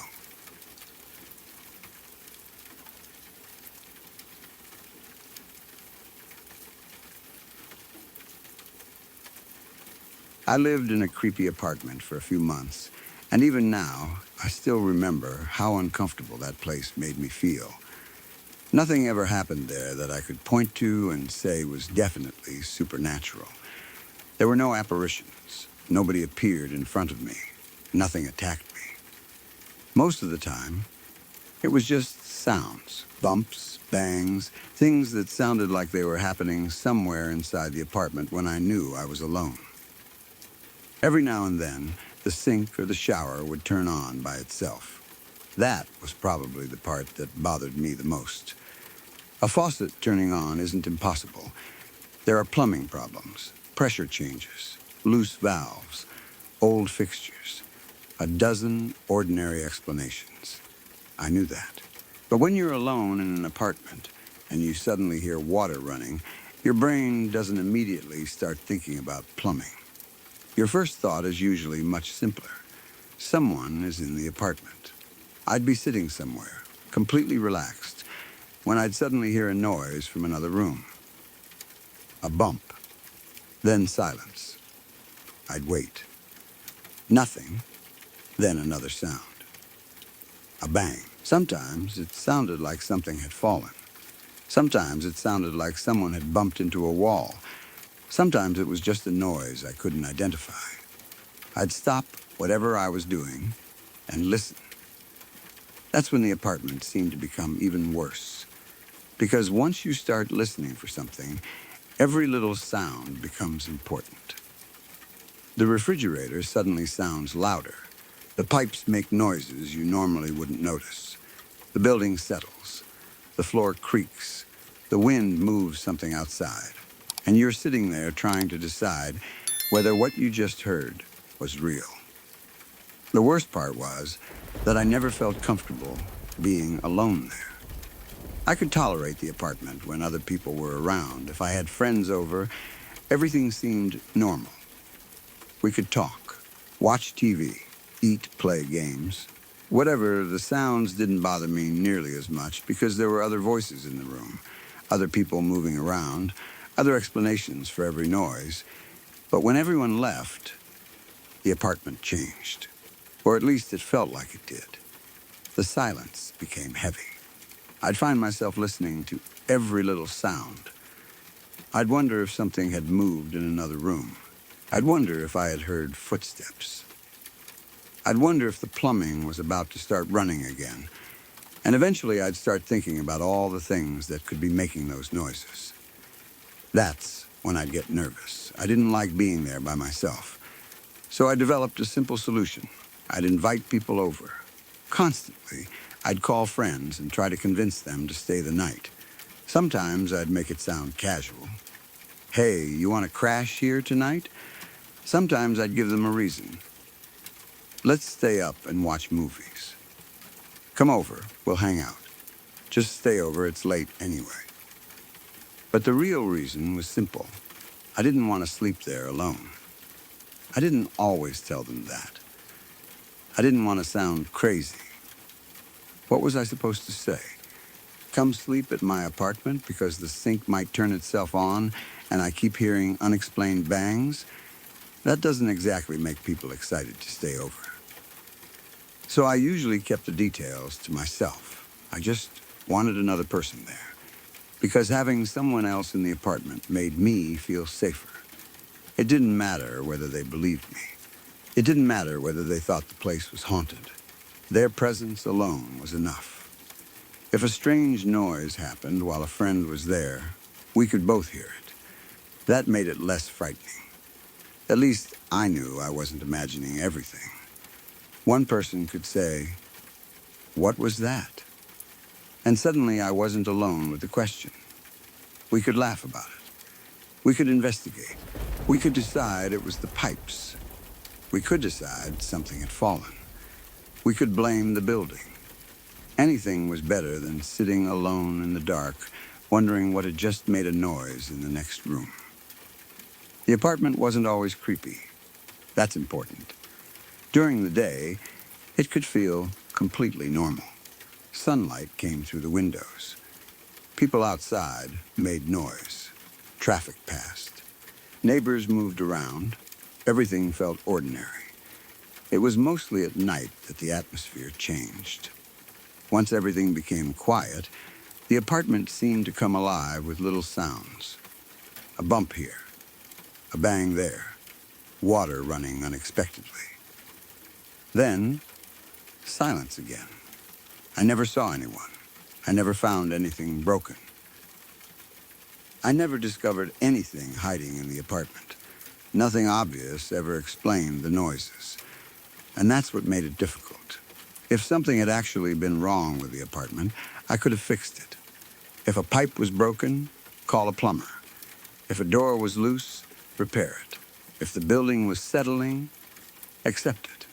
But the noises never seemed consistent enough to give me an obvious answer. Sometimes the sink would turn on.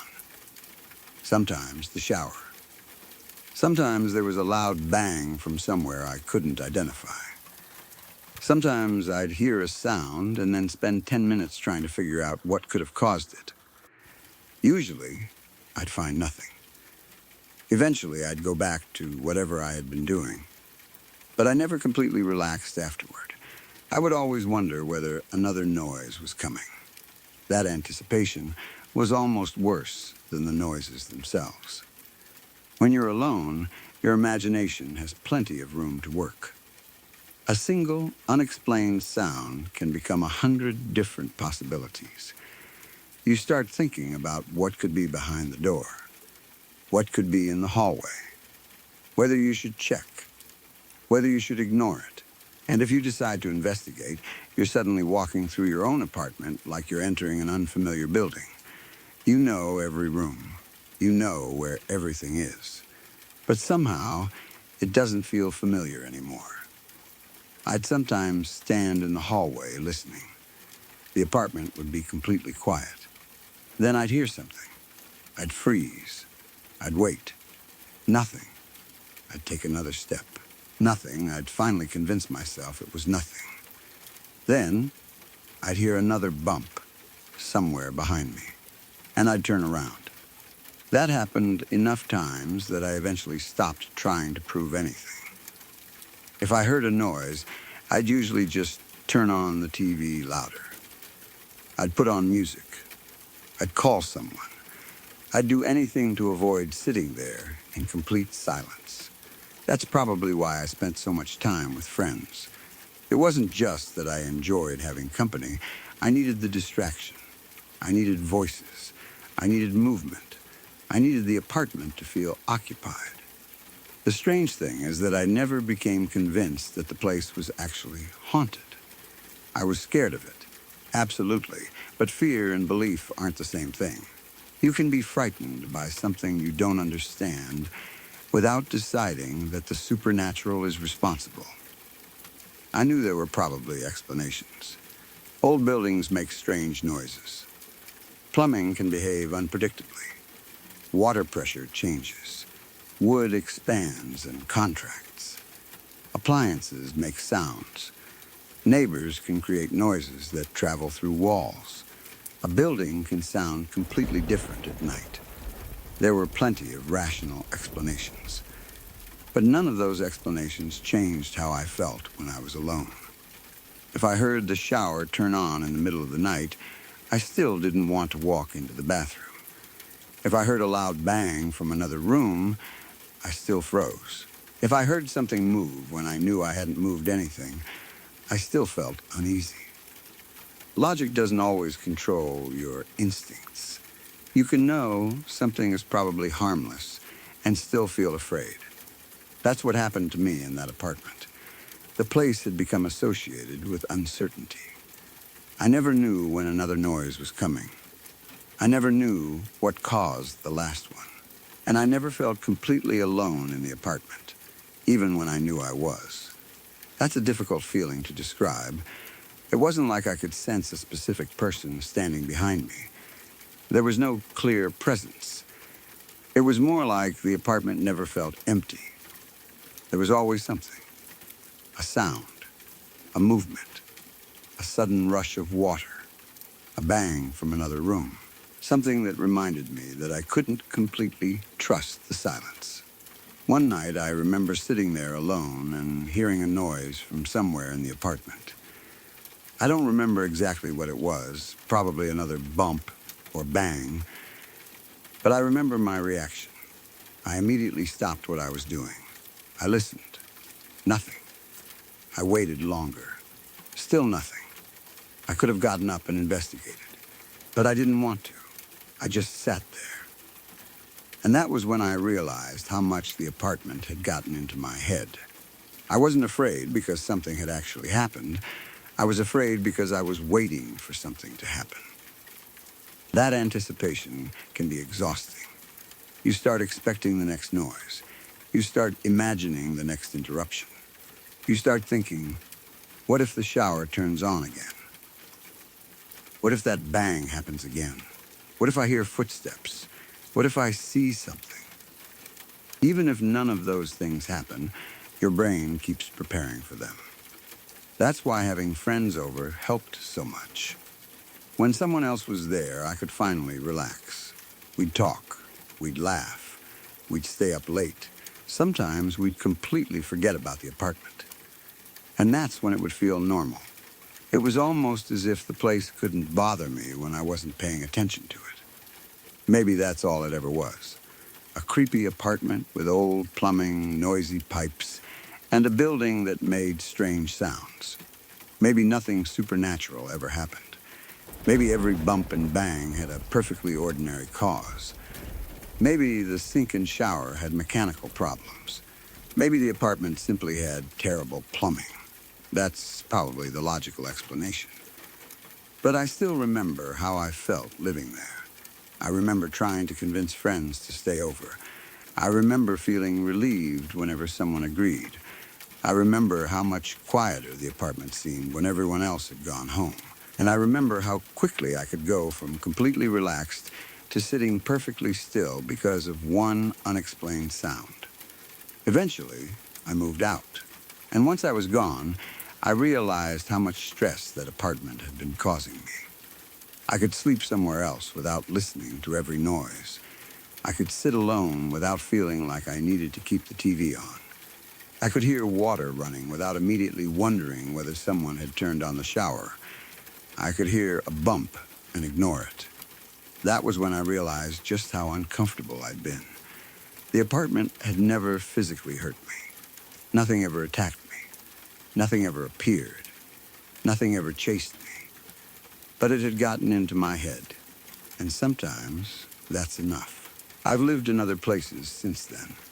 I've heard strange sounds in other buildings. I've had pipes make noises. I've heard doors creak. I've heard things fall. I've even had faucets behave strangely. But none of those places ever gave me the same feeling. Maybe because I now know how easily ordinary sounds can become terrifying when you're alone. Or maybe that apartment really was different. I honestly don't know. I don't claim that it was haunted. I don't have evidence. All I have are memories of unexplained noises and the feeling that I never wanted to be there alone. Maybe every sound had a rational explanation. Maybe the apartment was simply old. Maybe the plumbing was terrible. Maybe the walls carried sounds from other units. Maybe my imagination did the rest. But there was one thing I never needed an explanation for. I knew I didn't like being alone there, so whenever I could, I invited someone over. Because sometimes the scariest part of a strange place isn't what you see. It's what you hear when everything else goes quiet. A bump from the next room, a sudden bang, water running when nobody is using it. Then, silence. And when you're alone in the dark, you start wondering, what made that sound? And more importantly, is it still there?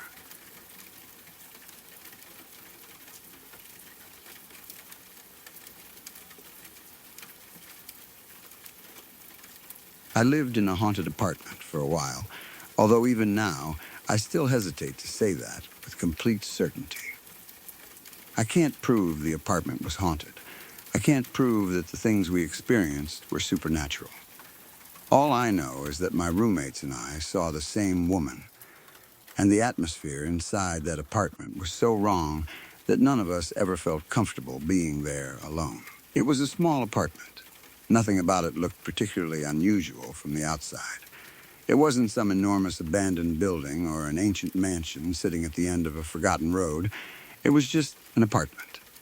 A place where people were supposed to live. A place where you should be able to come home after work or school, close the door behind you, relax, and feel safe. But almost from the beginning, something about the place felt different. It wasn't one specific thing. There wasn't a single moment when we all looked at each other and said, something is wrong with this apartment. Instead, it was a feeling. The kind of feeling that's difficult to explain to someone who wasn't there. The apartment just didn't feel right.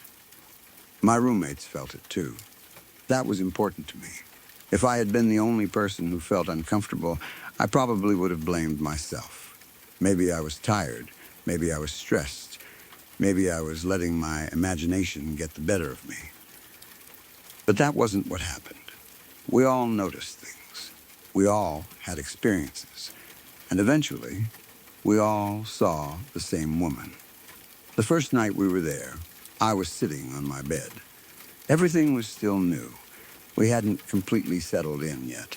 There were still things to unpack, things to organize, and all those little details that come with moving into a new place. I wasn't expecting anything unusual. I wasn't sitting there thinking about ghosts. I wasn't looking for anything. I was simply sitting on my bed. Then I blinked, and suddenly there was a woman lying on the floor near the bathroom door. I saw her clearly. That is the part that has always bothered me. It wasn't some vague shape in the corner of my vision. It wasn't a shadow that I couldn't identify. It wasn't something I saw for several seconds and slowly convinced myself was a person. For one brief moment, I saw what looked like a dead woman lying on the floor. She was right there, near the bathroom door, close enough that I could see her. My brain didn't have time to process it. I blinked again. She was gone. The floor was empty. There was no woman. Nothing had moved. Nothing had changed. She was simply no longer there. For a few seconds, I didn't move. I just stared at the place where I had seen her. I remember wondering whether I had actually seen anything at all. Maybe it had been a hallucination. Maybe I was exhausted. Maybe something had been sitting there, and my brain had interpreted it as a person. Maybe there was some strange combination of lighting and shadows. There were plenty of possible explanations. But knowing that didn't make the experience any less frightening. Because I knew what I had seen. At least, I knew what it had looked like. And then the strange things continued. Sometimes the lights would turn off by themselves. It wasn't necessarily dramatic. There wouldn't always be some huge event surrounding it. Sometimes we'd simply be in the apartment, and the lights would go out. Then we'd turn them back on. Maybe it was an electrical problem. Maybe there was something wrong with the switches. Maybe the wiring was old. There are perfectly normal explanations for lights behaving strangely. But when you're already uncomfortable in a place, every unexplained event adds another layer to that feeling. The apartment began to feel like somewhere we couldn't completely trust. And the strangest thing was that none of us liked being alone there. We could be together and feel relatively normal. We could talk, we could watch television, we could joke around, we could cook, we could do all the ordinary things people do at home. But when one of us was alone, the feeling changed. It was almost as though the apartment became heavier. You became aware of every sound, every movement. every shadow, every empty doorway. You'd find yourself looking toward the bathroom, then toward the hallway, then toward another room. You would suddenly wonder whether someone was standing somewhere you couldn't see. It wasn't rational. At least I knew it wasn't. But fear doesn't always care whether something is rational. There were times when I would be alone and simply feel sick. Not scared in the normal sense, physically uncomfortable. Uneasy, like my body was telling me that I shouldn't be there. My roommates experienced the same thing. That made the whole situation much harder to dismiss. If only one person had felt that way, we could have explained it as anxiety. But all of us had the same reaction. Nobody wanted to be there alone. And eventually, we all saw the woman. I don't remember every detail of every sighting. Some of the memories have blurred together over time. But the important part was always the same. There was a woman. We saw her. Then she wasn't there. Sometimes it was almost as though she was appearing for only a fraction of a second. A glimpse, a shape, something that seemed completely real until you looked again. That was almost worse than seeing an obvious apparition. Because when something disappears instantly, you can't examine it. You can't walk over to it. You can't ask what you saw. You can't prove it was there. You are left with your own memory. And the question of whether you can trust your eyes, that question bothered me for a long time. What if I had imagined the woman? What if my roommates had too? What if we had influenced one another without realizing it? Once one person tells you a place is haunted, you start interpreting strange things differently. That's a real possibility. But there were moments when the experiences seemed too similar, and that's what kept me from completely dismissing them. The apartment never felt dangerous in the sense that something physically attacked us. Nothing chased us. Nothing grabbed us. Nothing tried to hurt us. But the atmosphere was bad. Really bad. There are places where you walk inside and immediately feel comfortable. Then there are places where you walk inside and something in you says, I don't like this. That apartment was the second kind. Even during the day, when sunlight came through the windows, there was something about it that made me uneasy. At night, it was worse. Every room seemed darker than it should have been. Every doorway looked deeper. The bathroom door where I had first seen the woman became particularly difficult for me to ignore. I would sometimes glance toward it without even realizing I was doing it, and every time I did, part of me expected to see her again. Of course, nothing was there. That almost made it worse, because you could never relax completely. You were always waiting for the next strange thing. The lights would go out. Someone would think they saw movement. Someone would feel sick. Someone would suddenly decide they didn't want to stay in the apartment alone. Then we'd all talk about it afterward. Sometimes we'd laugh. Sometimes we'd try to come up with rational explanations. Sometimes we'd convince ourselves that everything was completely normal. And then something else would happen. That cycle continued for a while. The more experiences we had, the more difficult it became to completely dismiss them. But I still don't know what was actually happening. That's something I want to make clear. I don't know if the apartment was haunted. I don't know if the woman was a ghost. I don't know if what I saw was some kind of hallucination. There are plenty of explanations that don't involve anything supernatural. But there was one thing I knew for certain. I didn't like being alone there. Not even a little. If I knew I was going to be alone in the apartment for a long time, I would try to find somewhere else to go. I'd make plans. I'd visit friends. I'd find something to do. Anything was better than sitting alone in that apartment with nothing but my thoughts. Because when you are alone, you notice things. You hear the building, You hear the plumbing. You hear the refrigerator.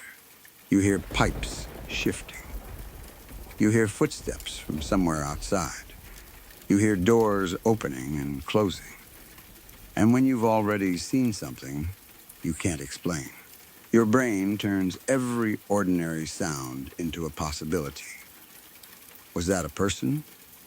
Was that the woman? Did something move? Did the lights just flicker? Was someone standing in the hallway? Most of the time, the answer was probably no. But fear doesn't wait for evidence.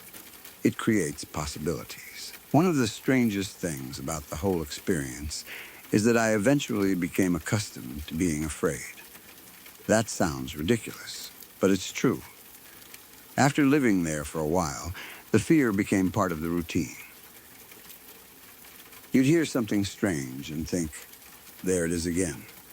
You'd see something in the corner of your eye and think, probably nothing. You'd feel sick while sitting alone and think, I should probably call someone. It became normal. And that might have been the strangest part of all.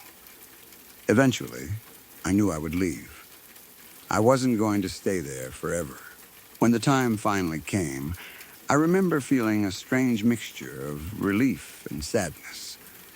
I was happy to be leaving, very happy. But there was also something about the place that had become familiar. Even though it frightened me, it had been part of my life for a while. And because of everything that had happened there, I couldn't bring myself to simply walk out and never acknowledge it. So I said goodbye. I actually said goodbye to the ghost. Maybe that sounds ridiculous. Maybe there was no ghost. Maybe I had spent all that time being frightened by electrical problems, strange shadows, exhaustion, and my own imagination. But I still stood there and said goodbye. I didn't do it because I was certain there was a spirit listening. I did it because, after everything that had happened, it felt like the right thing to do. I told her goodbye. Then I left. I never saw her again. I never experienced anything like that in another apartment. And even now, I still don't know what I actually saw that first night. Maybe I really did see a dead woman. Maybe I saw something my brain couldn't explain. Maybe the apartment had a history I never discovered. Or maybe every strange experience had a completely ordinary explanation. I don't know. But I do know what it felt like to sit alone in that apartment. I know what it felt like to blink and suddenly see a woman lying dead on the floor. I know what it felt like to blink again and find nothing there. And I know what it felt like when the apartment was empty, the lights were off, and I realized I was alone. That feeling was enough. Whatever was happening there, I never wanted to find out. So when I finally left, I closed the door behind me. And before I walked away, I said one last thing. Goodbye, I don't know if anyone heard me. But I like to think she did. The empty campground my friend and I went camping one November after the busy camping season had already ended. We weren't looking for anything unusual. We just wanted to spend some time outdoors. The campground was rustic and isolated, which was exactly what we wanted. There were only about 5 campsites arranged in a small loop. The place was far away from any main road. There weren't houses nearby. There weren't neighborhoods. There wasn't a town close enough for us to see or hear normal nighttime activity. It was the kind of place where you could actually feel removed from civilization. I knew the area fairly well. I'd been around there before, so I wasn't nervous about being there. There was nothing about the location itself that bothered me. As far as I was concerned, it was just a quiet campground. And when we arrived, it was exactly what we expected. Empty, there was no sign that anyone else was staying there. No other cars, no voices, no campfires, no people walking around, just the two of us. We picked our site, got everything set up, and settled in. It should have been a relaxing trip. But almost immediately, I started feeling strange. I can't really explain why. Nothing had happened. There was no obvious danger. Nobody had threatened us. We hadn't seen anything suspicious. I simply felt awful. I was anxious. I was tired. I couldn't eat much. I remember sitting there wondering why I felt so uncomfortable. Normally, when you're camping, there's a certain rhythm to the evening. You hear insects. You hear wind moving through the trees. You hear animals somewhere in the distance. Branches move, leaves rustle. There are always little sounds. That night, there was almost nothing. It was eerily quiet. Not peaceful quiet, uncomfortable quiet. There was almost no wind, no normal nighttime sounds, nothing moving around close to us. The silence seemed to stretch forever. The only thing we heard was a fox somewhere in the distance. That was it. The quiet was so complete that it almost hurt my ears. You become aware of your own breathing. You hear your heartbeat. Every small movement you make suddenly sounds enormous. And when you're sitting in a remote campground at night, that kind of silence can make you feel incredibly exposed. Even though we knew the area, the darkness made everything feel different. The trees seemed closer. The campground seemed larger. The distance between our campsite and the road felt enormous. We eventually decided to go to bed. Our tent was a small two-person tent. We had set it up among the trees, a little distance away from my car and the main path. We got inside and tried to settle down. I was still feeling anxious. I couldn't really explain it. My friend seemed uneasy too, although neither of us was saying much about it. We were both probably hoping we'd wake up the next morning and laugh about how uncomfortable we'd felt. Then we heard an engine. At first, it was so far away that I barely noticed it. A low sound in the distance. Then it started getting closer. And closer. The sound continued approaching until it became obvious that whatever it was heading toward the campground. We listened. The engine finally reached the entrance to the campground loop. It stopped. It was idling. We immediately became alert. We were both completely silent. Neither of us knew who was there. It sounded like an ATV. That was strange enough. The local DNR officers used trucks at campgrounds. We knew that. So hearing what sounded like an ATV approaching an isolated campground late at night was not something either of us expected. We stayed inside the tent. We didn't move. We didn't speak. Then we saw the lights. They were visible through the fabric of the tent. Someone was outside. An ATV, or something that sounded like one, was sitting near the entrance. For a moment, nothing happened. The engine continued idling. We could hear it. We could see the light. And we had absolutely no idea who was driving it. Neither of us wanted to get out of the tent. We just watched. Then the vehicle started moving. It came into the campground. It went around the loop. Slowly, as it passed, its lights swept across the area. Then the lights reached our tent. For a brief moment, the light was directly on us. We froze. Then the vehicle continued around the loop. It left the campground. The engine became quieter. Then it disappeared into the distance. We waited. Neither of us spoke for a while. Eventually, we relaxed a little. Maybe it was nothing. Maybe someone had simply driven through. Maybe it was a local person checking something. Maybe someone had taken an ATV out at night. There were plenty of possible explanations. We started to calm down. Then we heard the engine again. This time, it wasn't alone. There was more than one ATV. We could hear multiple engines approaching. That changed everything. We both went completely still again. The vehicles reached the entrance. Then they stopped. They didn't immediately drive through. They just sat there. Engines idling. For a long time. We were lying inside that tiny tent, listening to several vehicles sitting at the entrance to a campground where we knew we were the only people staying. Neither of us wanted to speak. Neither of us wanted to move. We didn't know whether they knew we were there. We didn't know if they were just passing through. We didn't know if they were looking for something. We didn't know why they had come back. And we definitely didn't know why there were more of them this time. Eventually, the vehicles started moving again. They came into the campground. They went around the loop. Once again, the lights swept across the campsite. And once again, they stopped briefly on us. The light hit our tent. Then they kept going. They left. We listened until the engines disappeared. This time, we didn't relax nearly as much. Something about the second visit felt different. Maybe it was because there were multiple vehicles. Maybe it was because they had returned. Maybe it was because they had spent so long sitting at the entrance. Maybe it was simply because we were already frightened. Whatever the reason, we didn't feel safe. We considered leaving. But there was a problem. To leave, we would have to get out of the tent. We'd have to pack our things. We'd have to walk through the dark.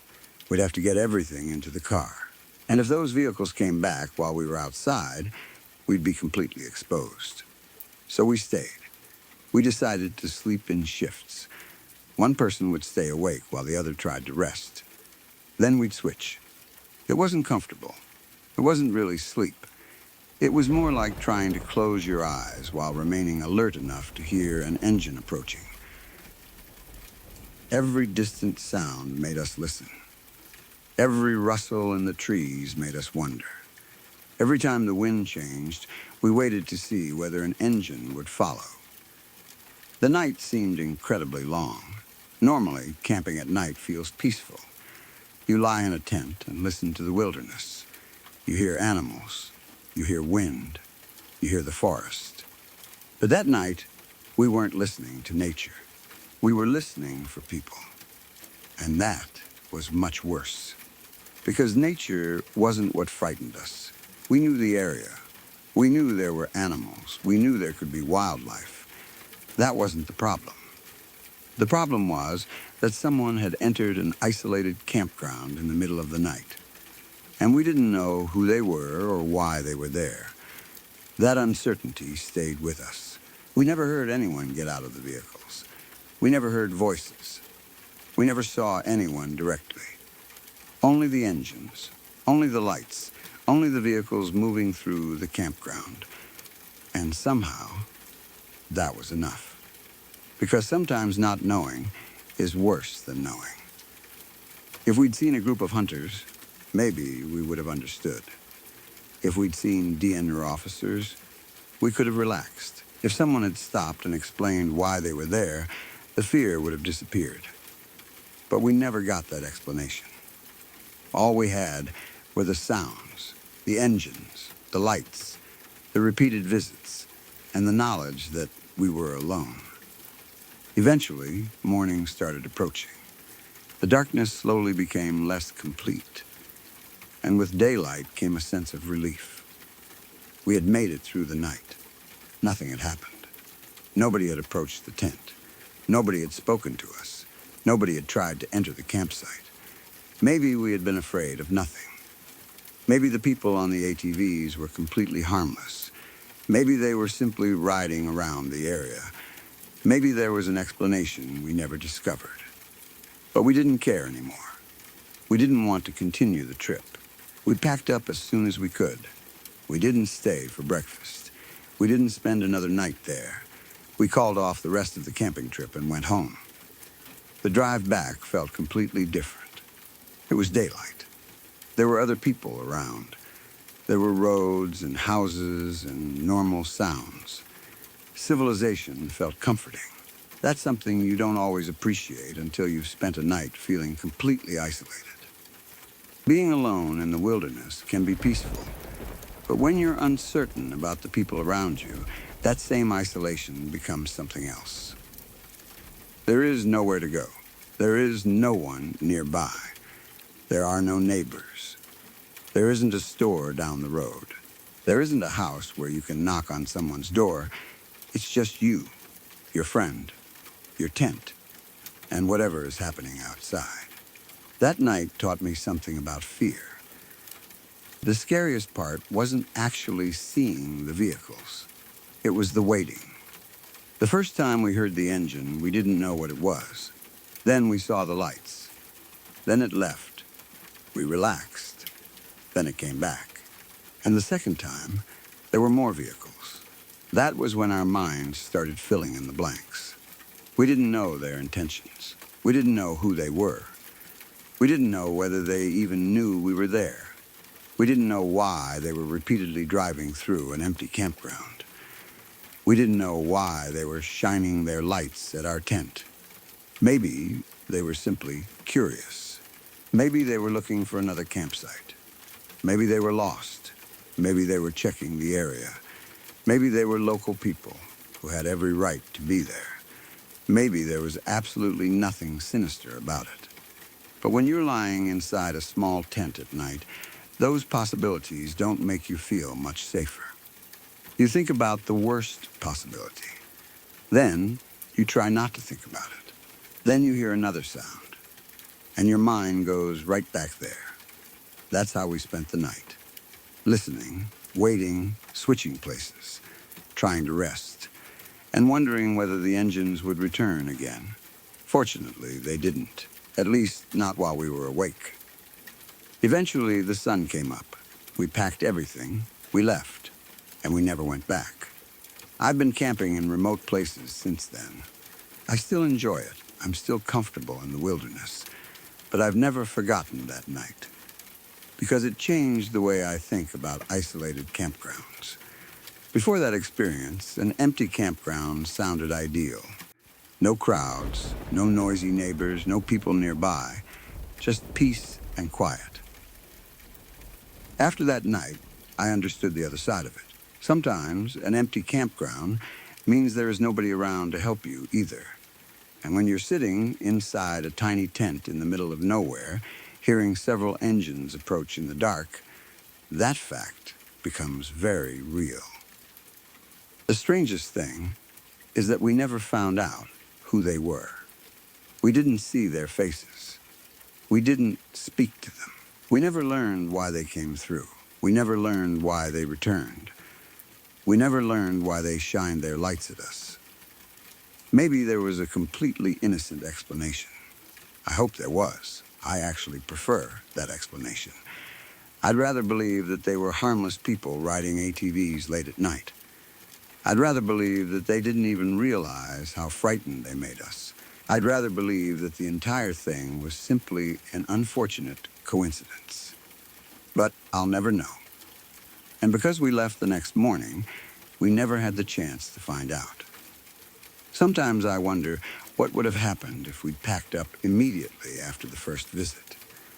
Maybe nothing. Maybe we would have driven home in the middle of the night and laughed about being overly cautious. Maybe the second group would never have appeared. Or maybe they would have come through while we were packing. That's the thought that always bothers me. Because we made a decision that night without really discussing it. We stayed inside. We waited. We watched. And we survived the night without anything happening. Maybe that was the right decision. Maybe it wasn't. We'll never know. What I do know is that I've never forgotten the sight of those lights shining through the wall of our tent. It was just a thin layer of fabric between us and the outside world. We could see the light. We could hear the engines. But we couldn't see the people. And that was enough to make two adults lie awake for hours in a tiny tent, taking turns trying to sleep. The wilderness itself never frightened me that night. The darkness didn't frighten me. The cold didn't frighten me. The animals didn't frighten me. It was the possibility of another human being out there that did it. And that's something I think about whenever I'm camping somewhere remote. People often imagine the wilderness as dangerous because of bears, wolves, snakes, storms, or getting lost. Those things are real. But sometimes the thing that makes you feel most vulnerable is much simpler. You hear an engine in a place where there shouldn't be one. You see lights approaching through the darkness. And suddenly, the empty forest doesn't feel empty anymore. You don't know who is there. You don't know why they came. You don't know whether they know you're there. And until the sun comes up, you can't be completely sure what is going to happen next. That was the night my friend and I learned exactly how frightening that feeling can be. And when morning finally came, we didn't hesitate. We packed our things. We got into the car. And we went home.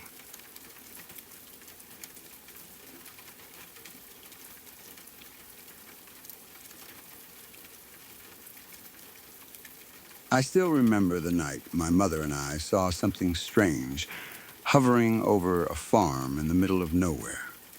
It happened on a Wednesday night. We had just finished our weekly church Bible study, something we did every Wednesday. We lived in a rural community, so there wasn't much traffic on the roads at night. The drive home was familiar. We took the same route every week.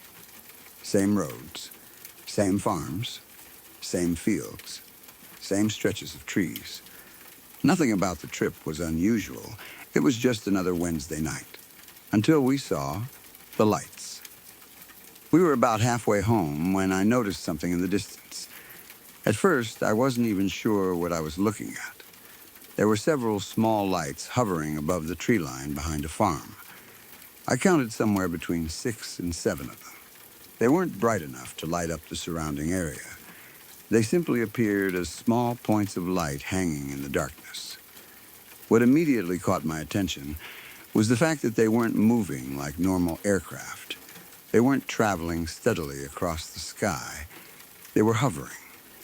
Then they started moving. Up, down, left, right. They would shift position, and then stop again. I remember looking at them and thinking that I had never seen anything like that before. I turned to my mother and pointed them out. She looked. We both watched the lights for a moment. There was a farm nearby, and from the road, we could see the area where the lights were hovering. I asked my mother to pull into the farm driveway.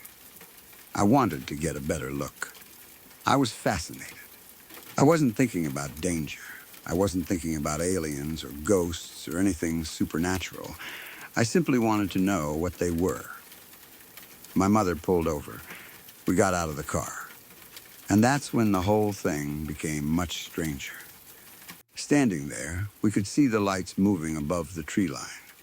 They weren't just drifting with the wind, they were moving up and down. Then they would move sideways. Sometimes they seemed to remain completely still. Then one would shift, another would move, then another.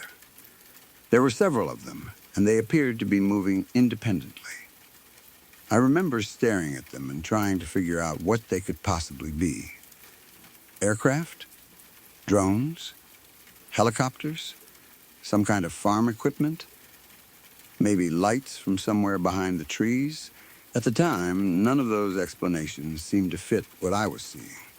The lights looked too strange. They seemed too far away, and the way they moved was unlike anything I recognized. I wanted to get closer, so I started walking. That was when my mother reacted. She screamed at me to get back into the car. I stopped. I had never heard my mother sound like that before. It wasn't an annoyed voice. It wasn't the kind of voice a parent uses when a child is doing something mildly dangerous. She sounded terrified, absolutely terrified. That immediately changed my attitude. Whatever I thought I was seeing suddenly didn't matter as much as the fact that my mother was genuinely afraid. I turned around and went back to the car. I didn't argue. I didn't ask her to let me keep walking. I didn't try to convince her that there was nothing to worry about. I got back in. We left. And that was the end of it. Or at least, that was the only time we ever saw those lights. We continued taking the same road every Wednesday. The same route, the same farms, the same tree line, the same stretch of countryside. But we never saw them again. That might be the strangest part. If there had been something obvious that explained the lights, you'd expect to see it again. If they were aircraft using the same route, you might eventually notice them another night. If they were some kind of farm equipment, they would probably still be there. If they were lights from a nearby building, they wouldn't simply disappear forever. But whatever we saw that night never appeared again. At least, not while we were watching. I've thought about the incident many times since then. There are plenty of possible explanations. Maybe they were aircraft at a distance. Maybe the darkness made it difficult to judge how far away they really were. Maybe they were lights attached to something on the ground that only appeared to be hovering because of the terrain. Maybe there was some kind of atmospheric effect. Maybe they were something completely ordinary that simply looked strange from the road. Distance can be incredibly deceptive at night. Without landmarks, it's almost impossible to judge how far away a light really is. Something that appears to be directly over a nearby tree line could actually be much farther away. That might explain why I thought I could simply walk toward them, but I remember realizing they were farther away once I started moving. Even so, I wanted to get closer. I wanted an explanation. My mother didn't. And the fact that she was so frightened is what stayed with me. I've seen my mother worried before. I've seen her angry. I've seen her nervous. But that night was different. She looked genuinely scared. And I think that was more unsettling than the lights themselves. Because when you're young, you tend to assume your parents understand what's happening. If you're confused about something, you look at them. They know what to do. They know whether something is dangerous. They know when you should run. They know when you should stay. But that night, my mother didn't know what those lights were either. She just knew she didn't want me anywhere near them. That was enough for me. I remember getting back into the car and looking through the window as we drove away. The lights were still visible in the distance, small points against the darkness, moving strangely over the trees. Then the road curved. The farm disappeared behind us, and the lights disappeared with it. We never stopped there again. Not because we changed our route. We didn't. We continued taking that same road every Wednesday. We simply never saw the lights again. Sometimes I wonder what would have happened if my mother hadn't stopped me. What if I had kept walking?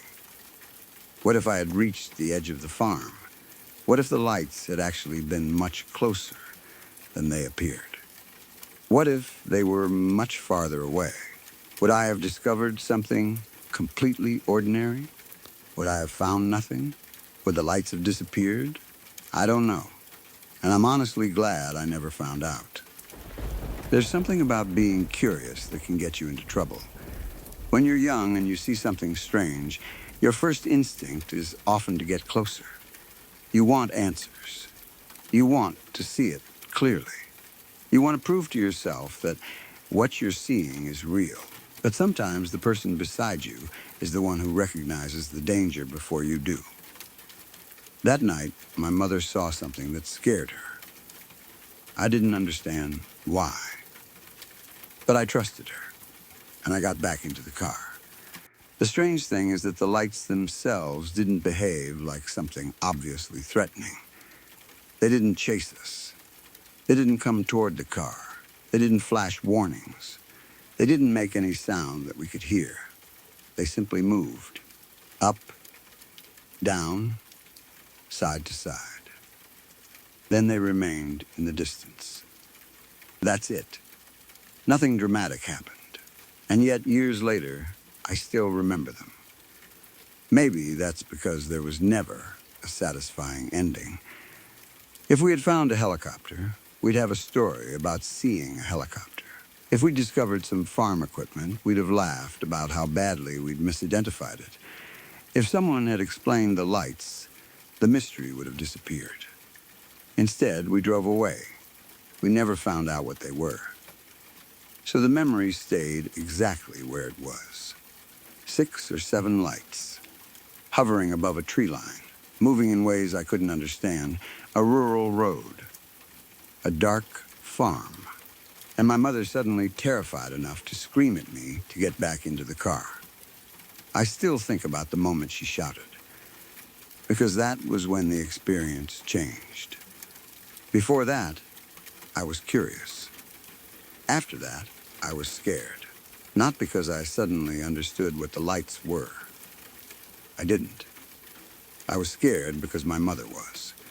And sometimes, that's all it takes. When someone you trust completely reacts to something with genuine fear, your brain immediately recognizes that something might be wrong. You don't need an explanation. You don't need proof. You just know that you should probably listen. So I did. We drove away. The road swallowed up the farm behind us. The lights disappeared. And life returned to normal. The following Wednesday, we drove that same route again. Nothing. The week after that. Nothing. The week after that. Still nothing. We kept taking that road for years. Never again did we see 6 or 7 lights hovering above those trees. I've sometimes wondered whether the lights were actually there at all. Maybe my mother and I both misinterpreted something. Maybe we saw aircraft. Maybe our eyes were playing tricks on us. Maybe the darkness created an illusion. Maybe there was some ordinary explanation that we simply never discovered. That's entirely possible.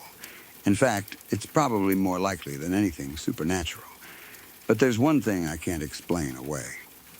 My mother's reaction. Whatever those lights were, she didn't want me walking toward them. And I've learned to respect instincts like that, especially when they come from someone who normally has no reason to be afraid. The memory has become one of those strange stories that I don't really know how to categorize. I don't call it a ghost story. There was no ghost. I don't even know if I'd call it a UFO story. We never saw a craft. We saw lights, that's all. But they were strange lights, and the way they moved was strange. And the fact that they never appeared again made the whole thing even harder to understand. Maybe they were completely ordinary. Maybe they were something rare. Maybe there was an explanation waiting for us that we simply never found. Or maybe they were one of those things that you see once in your life and never see again. That's what makes certain memories so powerful. You don't need a dramatic ending. Sometimes all you need is one unexplained moment. A moment that lasts only a few minutes. A handful of lights in the distance. A familiar road. A dark tree line. And a parent suddenly screaming at you to get back in the car. I still remember looking at those lights as we drove away. They were small by then, almost too far away to see clearly. But they were still moving, up, down, side to side. Then the road turned, the farm disappeared, and so did they. We took that road again and again after that, every Wednesday. Same route, same countryside, same farms. But the lights never came back. And to this day, I have no idea what my mother and I saw hovering over that tree line that night.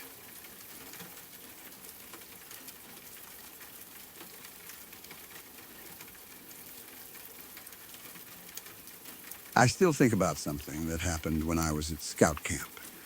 It was one of those weekends that should have been completely ordinary. We were at camp with a bunch of other scouts, spending the weekend outdoors, doing the usual activities, staying in tents, and enjoying being away from home for a while. Nothing about the weekend seemed unusual. The camp was surrounded by woods, and there were several roads and trails around the area. Some of them were proper roads that vehicles could use, while others were little trails that were really only meant for people on foot. At night, once everyone settled down, the whole camp became much quieter. That was when we noticed the car. It was late Saturday night.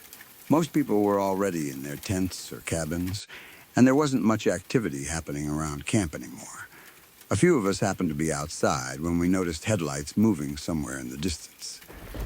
At first, we didn't think much of it.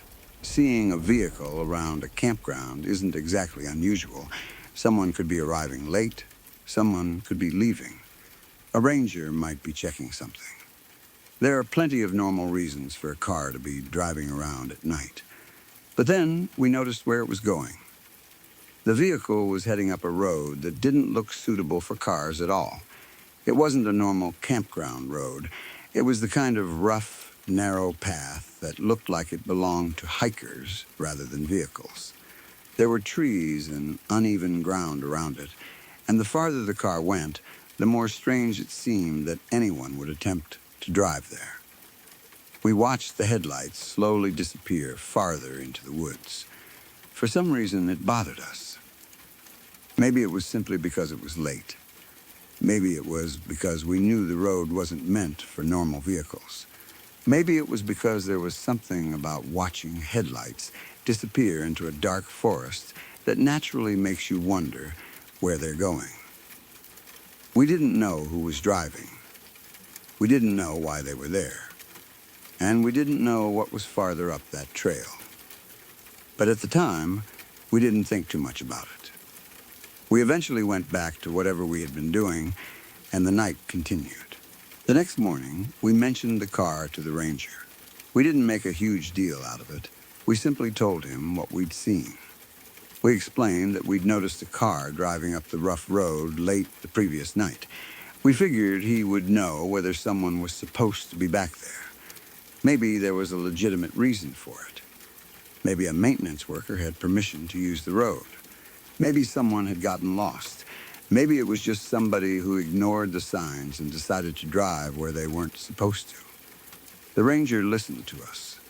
We didn't think much more about it. A few days later, though, the ranger found the car. And that's when the story became something I have never forgotten. The car had driven far back into the woods, much farther than we had realized. The people inside were an elderly couple. They had driven their car deep into the woods, apparently intending to get away from everything. At some point, they stopped. They opened the doors of the car, and they died from exposure. I remember hearing that and immediately thinking about the headlights we had seen that night. Suddenly, something that had seemed strange but relatively harmless became much darker. We hadn't been watching some random person driving around. We had seen the final journey of two people who were about to die. At the time we saw the car, we had no idea what was happening. All we saw were headlights moving slowly into the woods. We didn't know who was behind the wheel. We didn't know what they were planning. We didn't know that the people inside were in danger. We didn't know that their car would eventually be found abandoned deep among the trees. And we certainly didn't know that by the time the ranger found it, they would both be dead. That's the part that stays with me. The headlights. I can still picture them moving away from us. It was late. The camp was quiet. The woods were dark. And those headlights were slowly disappearing down a road that didn't look like a road meant for cars. At the time, it was simply something strange we had noticed. Afterward, knowing what happened, the memory became completely different. I've thought about whether we could have done something. That's probably the hardest part. We saw the car. We knew it was somewhere it shouldn't have been. But we didn't know there was an emergency. We didn't know the people inside were going to die. We didn't even know they were elderly. From where we were standing, all we could see were headlights. There was no obvious indication that anything was wrong. No one was waving for help. No one was shouting.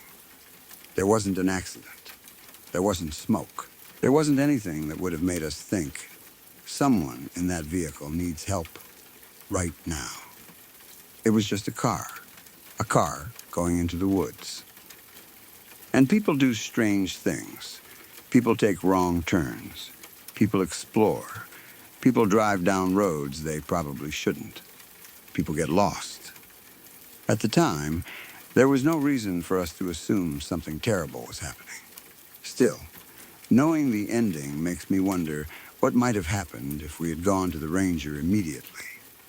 Maybe nothing would have changed. Maybe they were already determined to go into those woods.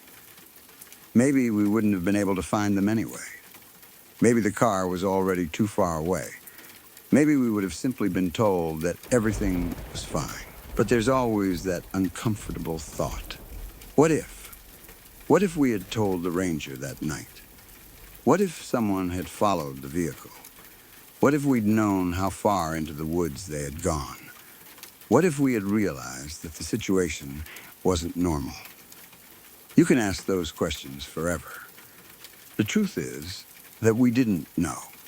We were kids at a scout camp. We saw something unusual. We told the ranger the next morning, and eventually the ranger found the car. That's all we could do with the information we had. But the image of that car heading into the woods stayed with me. There is something unsettling about seeing headlights at night. During the day, a vehicle is just a vehicle. You see the driver, you see the road, you see the surroundings. Everything makes sense. At night, especially in a remote area, you don't get that context. You see two bright lights moving through darkness. You can't see who's inside. You can't see what they're driving toward. You can't always tell how far away they are. And when those headlights disappear into the trees, your imagination fills in the rest. That night, we didn't imagine anything terrible. If anything, we probably thought the driver was simply being reckless. We might have joked about someone trying to drive a car up a terrible road. We had no reason to think the story would end with two people dead. That's what makes the memory so disturbing. There was no dramatic warning, no obvious sign, no moment where we realized we were watching something tragic. The tragedy was already happening. We simply didn't know it yet. That's something I've come to understand more as I've gotten older. Sometimes you can be standing only a short distance from something terrible and have absolutely no idea what's happening. You can walk past someone having the worst day of their life. You can drive past a house where something serious is happening inside. You can see a person in a parking lot and never know what they've been through. You only see the outside. We saw the outside of that situation. A car, headlights, a dirt road, trees, darkness. We didn't see the people inside. We didn't know their story. We didn't know why they had gone there. We didn't know what they were thinking. And we didn't know that they would never come back. I don't know exactly why the couple drove so far into the woods. Maybe they wanted privacy. Maybe they were trying to escape something. Maybe they became confused and took the wrong road. Maybe there was another reason entirely. The details of their intentions were never part of what we were told. What we knew was that they had driven deep into the woods, opened the doors of their car, and died from exposure.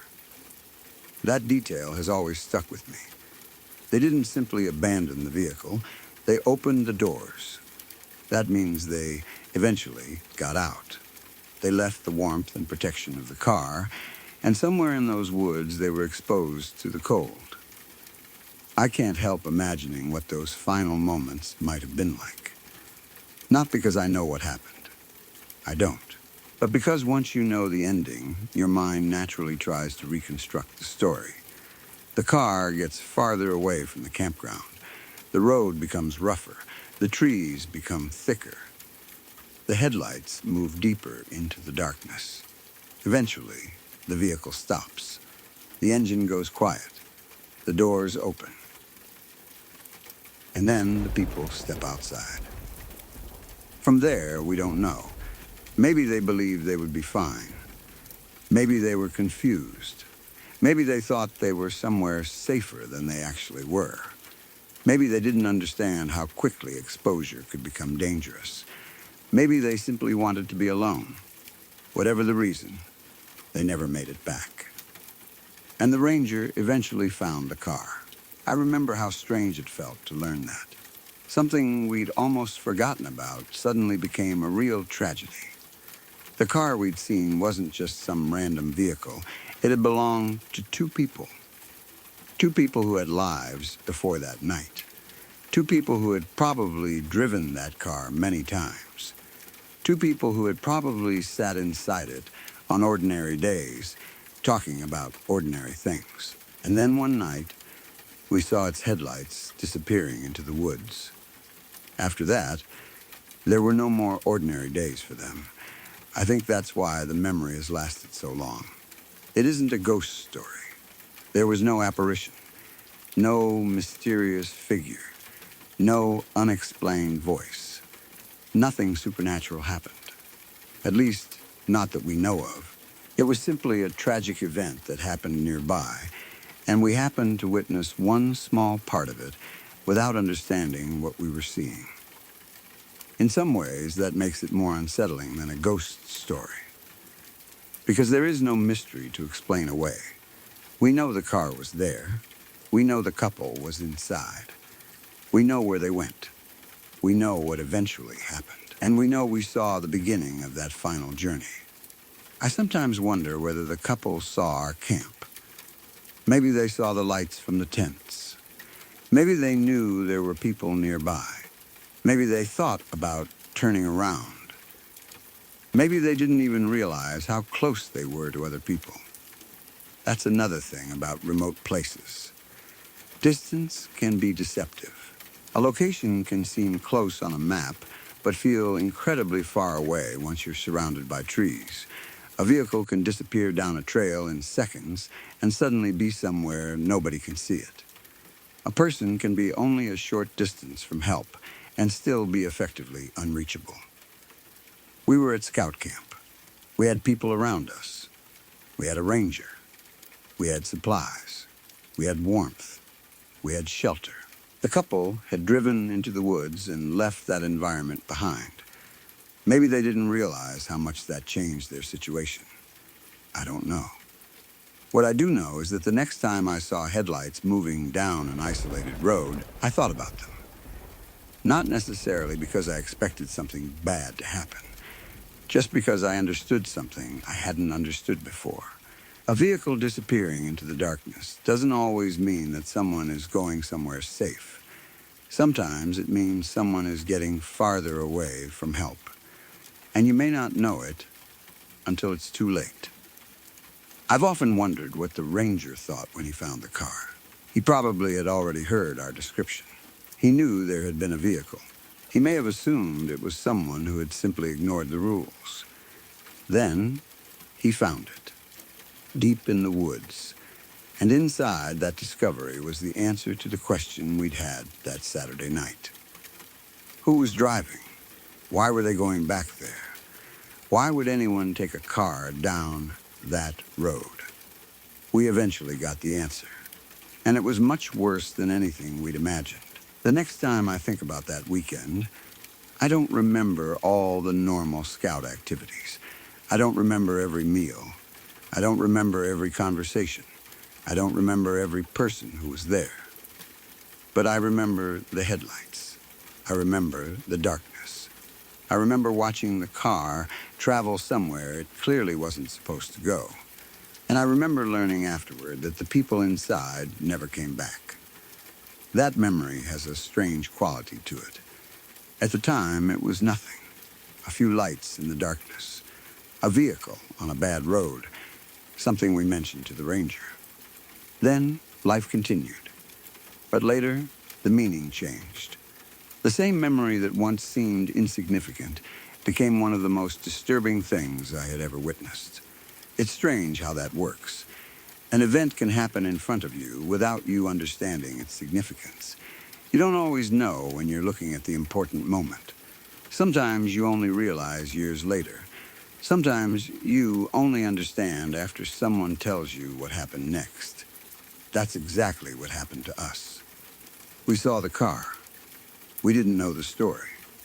Then, the story found us. And suddenly, those headlights weren't just headlights anymore. They were the last thing we ever saw of two people who had driven deep into the woods. I don't know what the couple intended when they turned onto that road. I don't know what they were thinking when they opened the doors. I don't know whether they knew they were in danger. I don't know whether they regretted the decision. And I don't know if anyone could have changed the outcome. Those questions don't have answers. Maybe that's why the memory still bothers me. There is no satisfying ending. There is only the knowledge that we saw something, didn't understand it, and continued with our night. Then, days later, we learned how the story ended. The car was found. The couple was dead. And suddenly, the harmless-looking moment we'd witnessed became something else entirely. A warning, perhaps, not about ghosts, not about monsters, just about how quickly a remote place can become dangerous. When you're deep in the woods, things that seem harmless can become serious very quickly. A wrong turn, a broken vehicle, bad weather, cold temperatures, a medical emergency, getting lost. Sometimes, all it takes is one bad decision. And if nobody knows where you are, getting help can become almost impossible. That's what I think about whenever I remember that night. Not the supernatural, not anything paranormal, just those headlights moving deeper into the darkness. We watched them go. Then they disappeared, and we had no idea that we were watching two people make their final journey. For years afterward, I wondered whether we should have done more. But eventually I had to accept that we couldn't have known. We were kids. We saw a car where a car shouldn't have been. We told the ranger, and the ranger eventually found them. Maybe that was the only thing we could have done. Maybe telling him was what allowed their families to eventually get answers. Maybe the most important part of the story isn't that we failed to save them. Maybe it's that someone eventually found them. They didn't simply disappear forever. The car was discovered. Their deaths were known. And their story didn't end with their families wondering indefinitely where they had gone. Still, whenever I picture that night, I see the same thing. A dark road, trees on both sides, a vehicle moving slowly into the woods, headlights glowing against the darkness, and a group of scouts watching from a distance, completely unaware of what those headlights meant. We thought we were watching someone drive where they shouldn't. We didn't realize we were watching the beginning of something tragic. And that's the part I'll never forget. Sometimes you can see something happen right in front of you and have absolutely no idea what you're really looking at.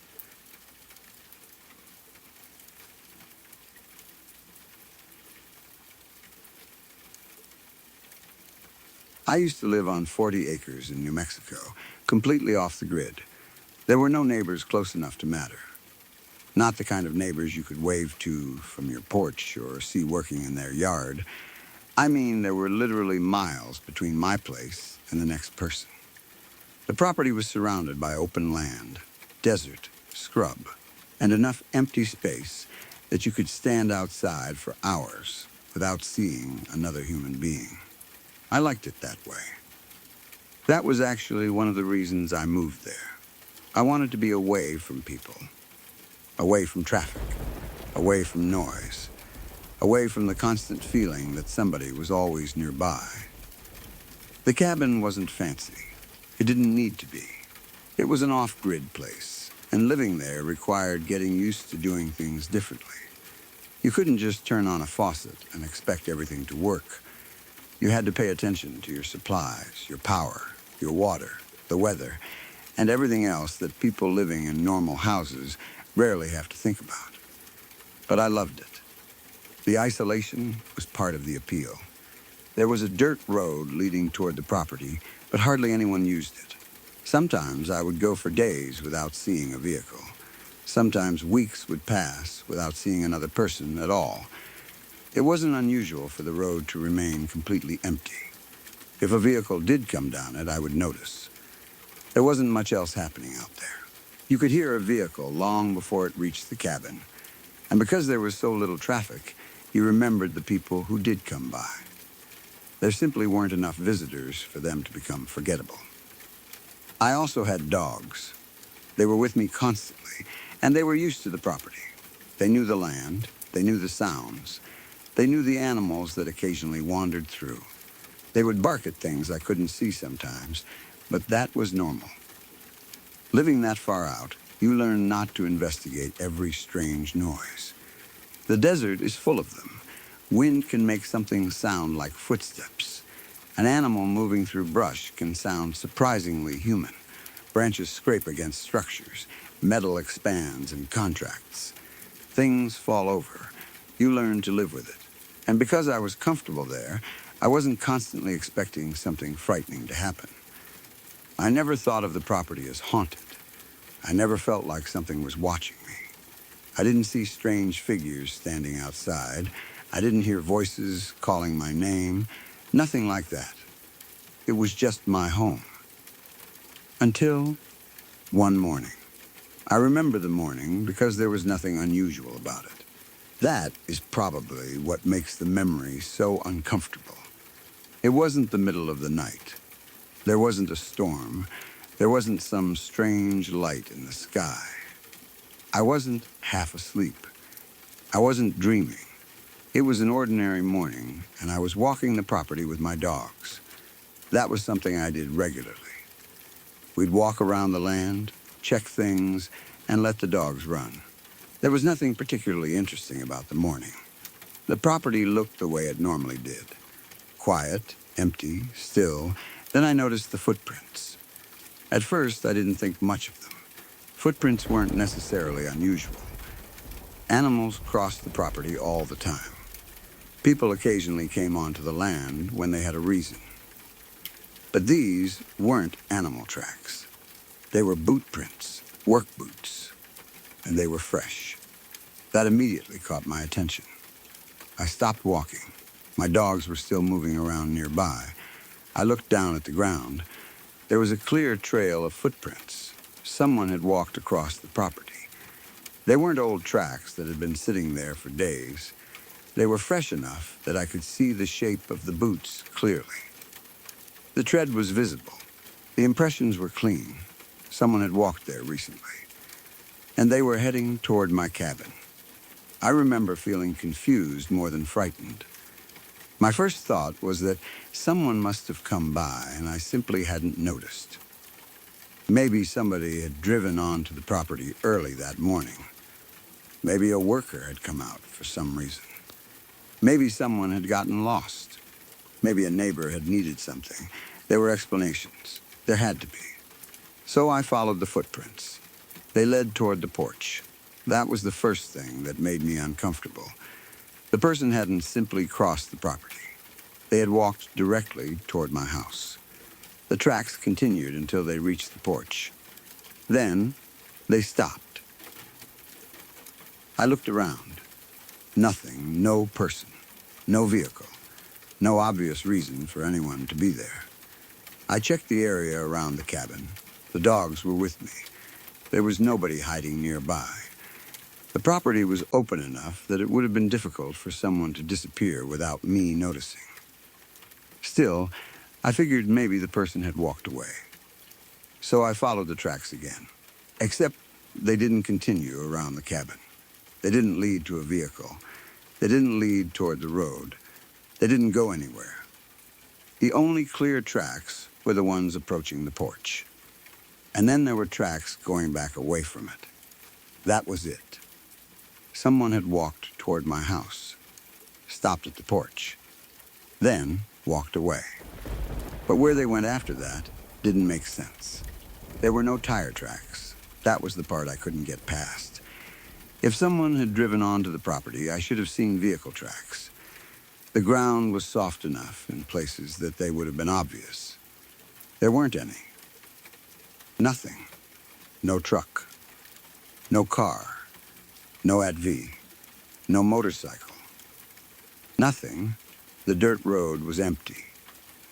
The property was empty, and there was no indication that anyone had entered or left the normal way. I stood there looking at the footprints for a long time. I remember thinking that there had to be some explanation. I just couldn't find it. Maybe someone had parked farther away. That was my first thought. Maybe they had left their vehicle somewhere out of sight and walked in. So I started looking. I checked around the property. I looked toward the road. I looked toward the surrounding land. Nothing. There were no fresh tire tracks anywhere. No vehicle, no person, no equipment, no reason for someone to have been there. And yet, there were their footprints, clear as day, work boots. Someone had walked to my porch, then walked away. I couldn't figure out why. That question bothered me more than the fact that somebody had been there. Why would someone walk all the way to my cabin? If someone wanted to steal something, why leave without taking anything? If someone wanted to talk to me, why come when I wasn't outside? If someone was lost, why walk directly to the porch and then leave? If someone was checking the property, why didn't I see a vehicle? And if someone was simply passing through, why did their tracks lead directly to my house? None of it made sense. I checked the cabin. Everything seemed normal. Nothing had been disturbed. Nothing appeared to be missing. There was no damage. No broken window. No forced door. Nothing. It almost felt as though whoever had made those footprints had simply walked up to the porch, stood there for a moment, and then changed their mind. But that created another question. What did they come for?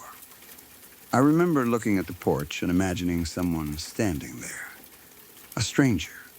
A person I'd never seen before.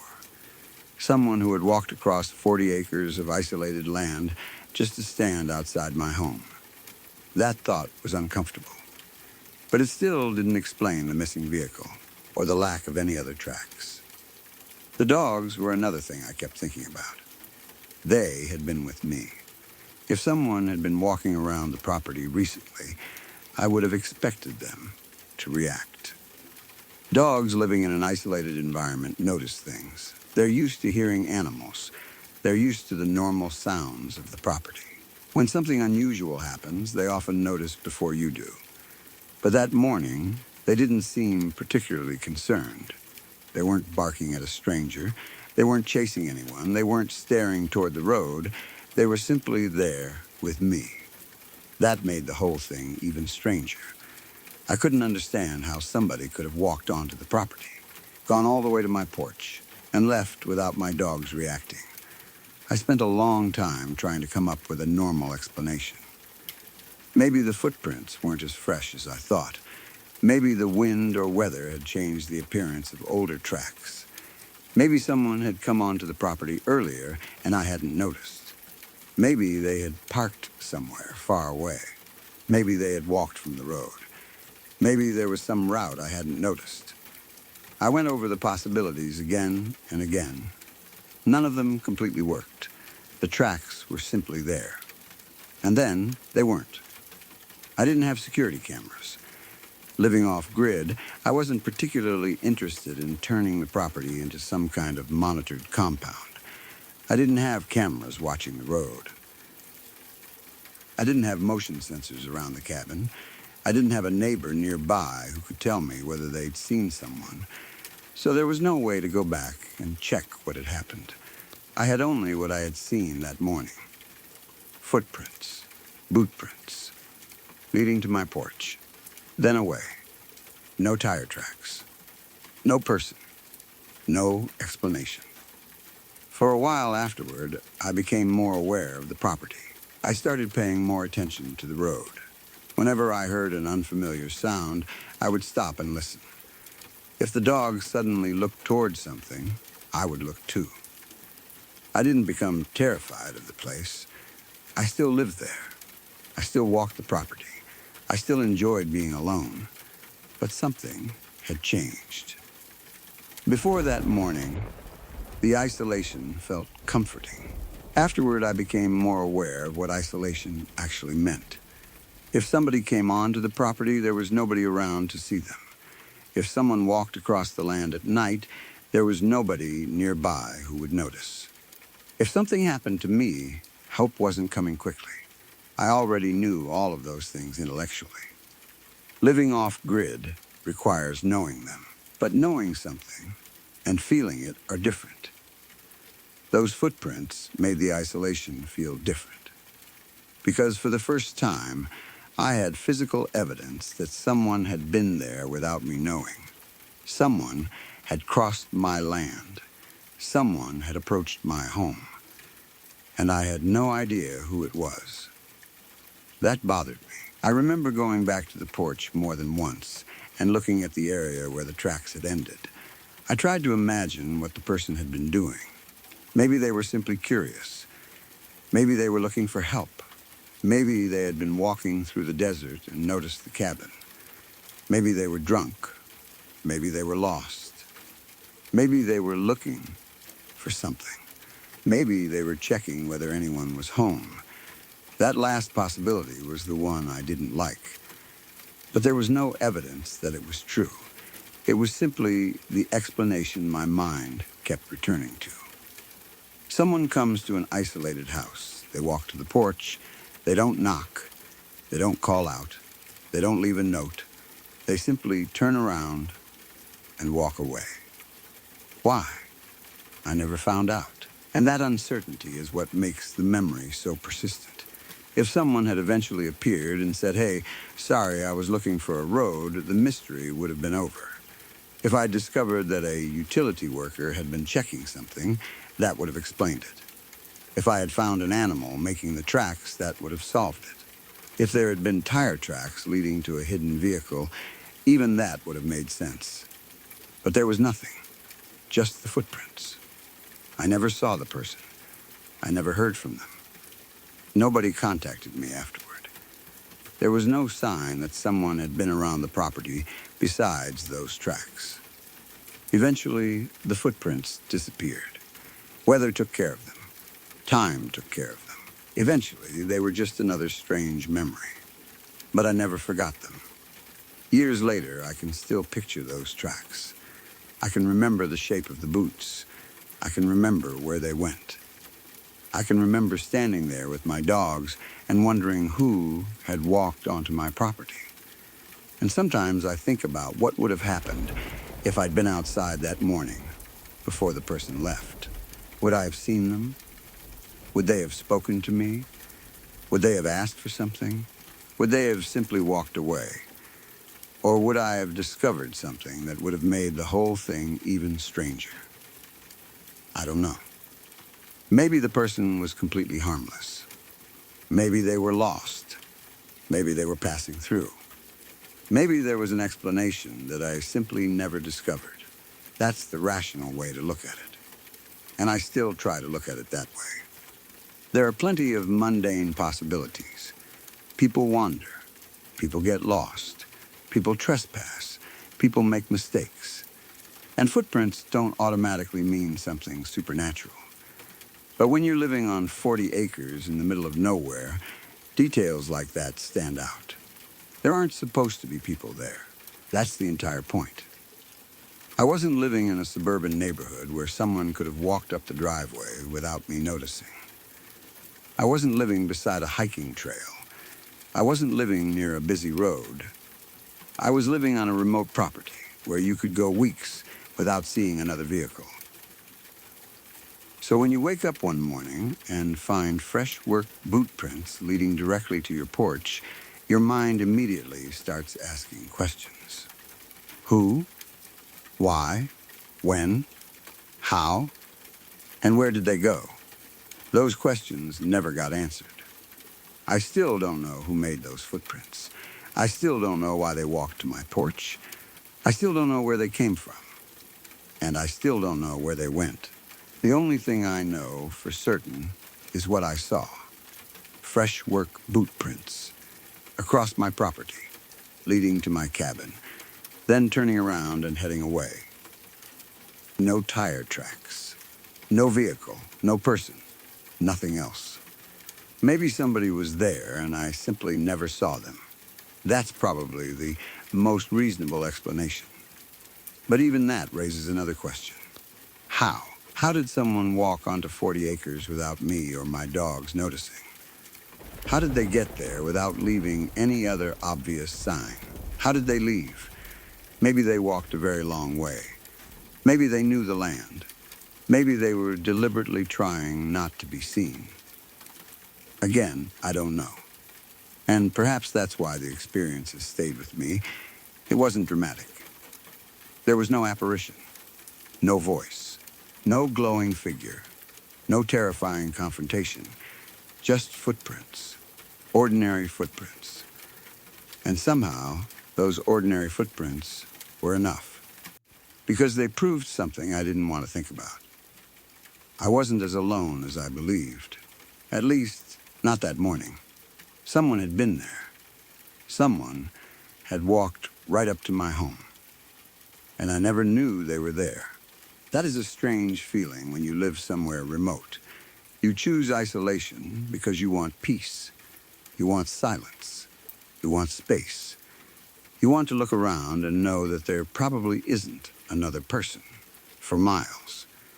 Then one morning, you look down and see evidence that somebody has crossed all that empty space and ended up standing outside your front door. And they left without saying a word. I've tried to solve the mystery over the years. Every now and then, I'll remember the story and come up with another possible explanation. Maybe it was a worker. Maybe it was somebody hunting. Maybe somebody was checking properties. Maybe someone had gotten lost. Maybe they had parked somewhere far away. Maybe they walked in from another direction. Maybe the tracks were older than I thought. Maybe there was something obvious that I simply overlooked. All of those are possible. I don't claim that the footprints were paranormal. I don't even claim that the person had bad intentions. I have no evidence of either. What I do know is that the situation was strange, and the fact that I never got an explanation makes it stranger, because there is something unsettling about evidence without a source. You see the result. You know something happened, but you don't know who caused it. That's what those footprints were. Evidence that someone had been there. No source, no explanation, no ending. Just a trail that appeared one morning and eventually disappeared. Sometimes I wonder if the person who made them even remembers it. Maybe it was nothing to them. Maybe they walked onto the property, realized they'd made a mistake, and left. Maybe they were looking for another road. Maybe they were checking the cabin. Maybe they saw me through a window and decided not to approach. Maybe they never even knew anyone was living there. I'll never know. And that's okay. Most mysteries eventually stop bothering you. You learn to live with unanswered questions. But every once in a while, I think about that morning. I think about walking the property with my dogs. I think about seeing those first boot prints. I think about following them toward the porch. I think about standing there and realizing that someone had walked all the way to my home. Then I think about looking around and seeing absolutely nobody. No vehicle, no person, no sound, just 40 acres of empty New Mexico land. And those footprints, fresh, human, right outside my door. I never figured out who made them. I never found out why they were there. And to this day, I still have no clue who that person was, or why they came all the way out there just to walk up to my porch and leave. And just like that, tonight's journey comes to an end. If you're still awake, thank you for spending these quiet hours with LURK. Wherever you're listening from tonight, I hope these stories gave you something to disappear into for a while, and maybe kept you company while the rest of the world slept. If you enjoyed tonight's stories, subscribe to LURK and come back tomorrow night. Your support helps us keep creating longer, darker, and more immersive horror stories for you. But for now, let the screen go dark. Let the room become quiet. Close your eyes and forget everything you heard tonight, at least until tomorrow, because some stories are easier to listen to in the dark, and some are better left there. Good night, sleep well, and whatever you hear after this, don't open your eyes.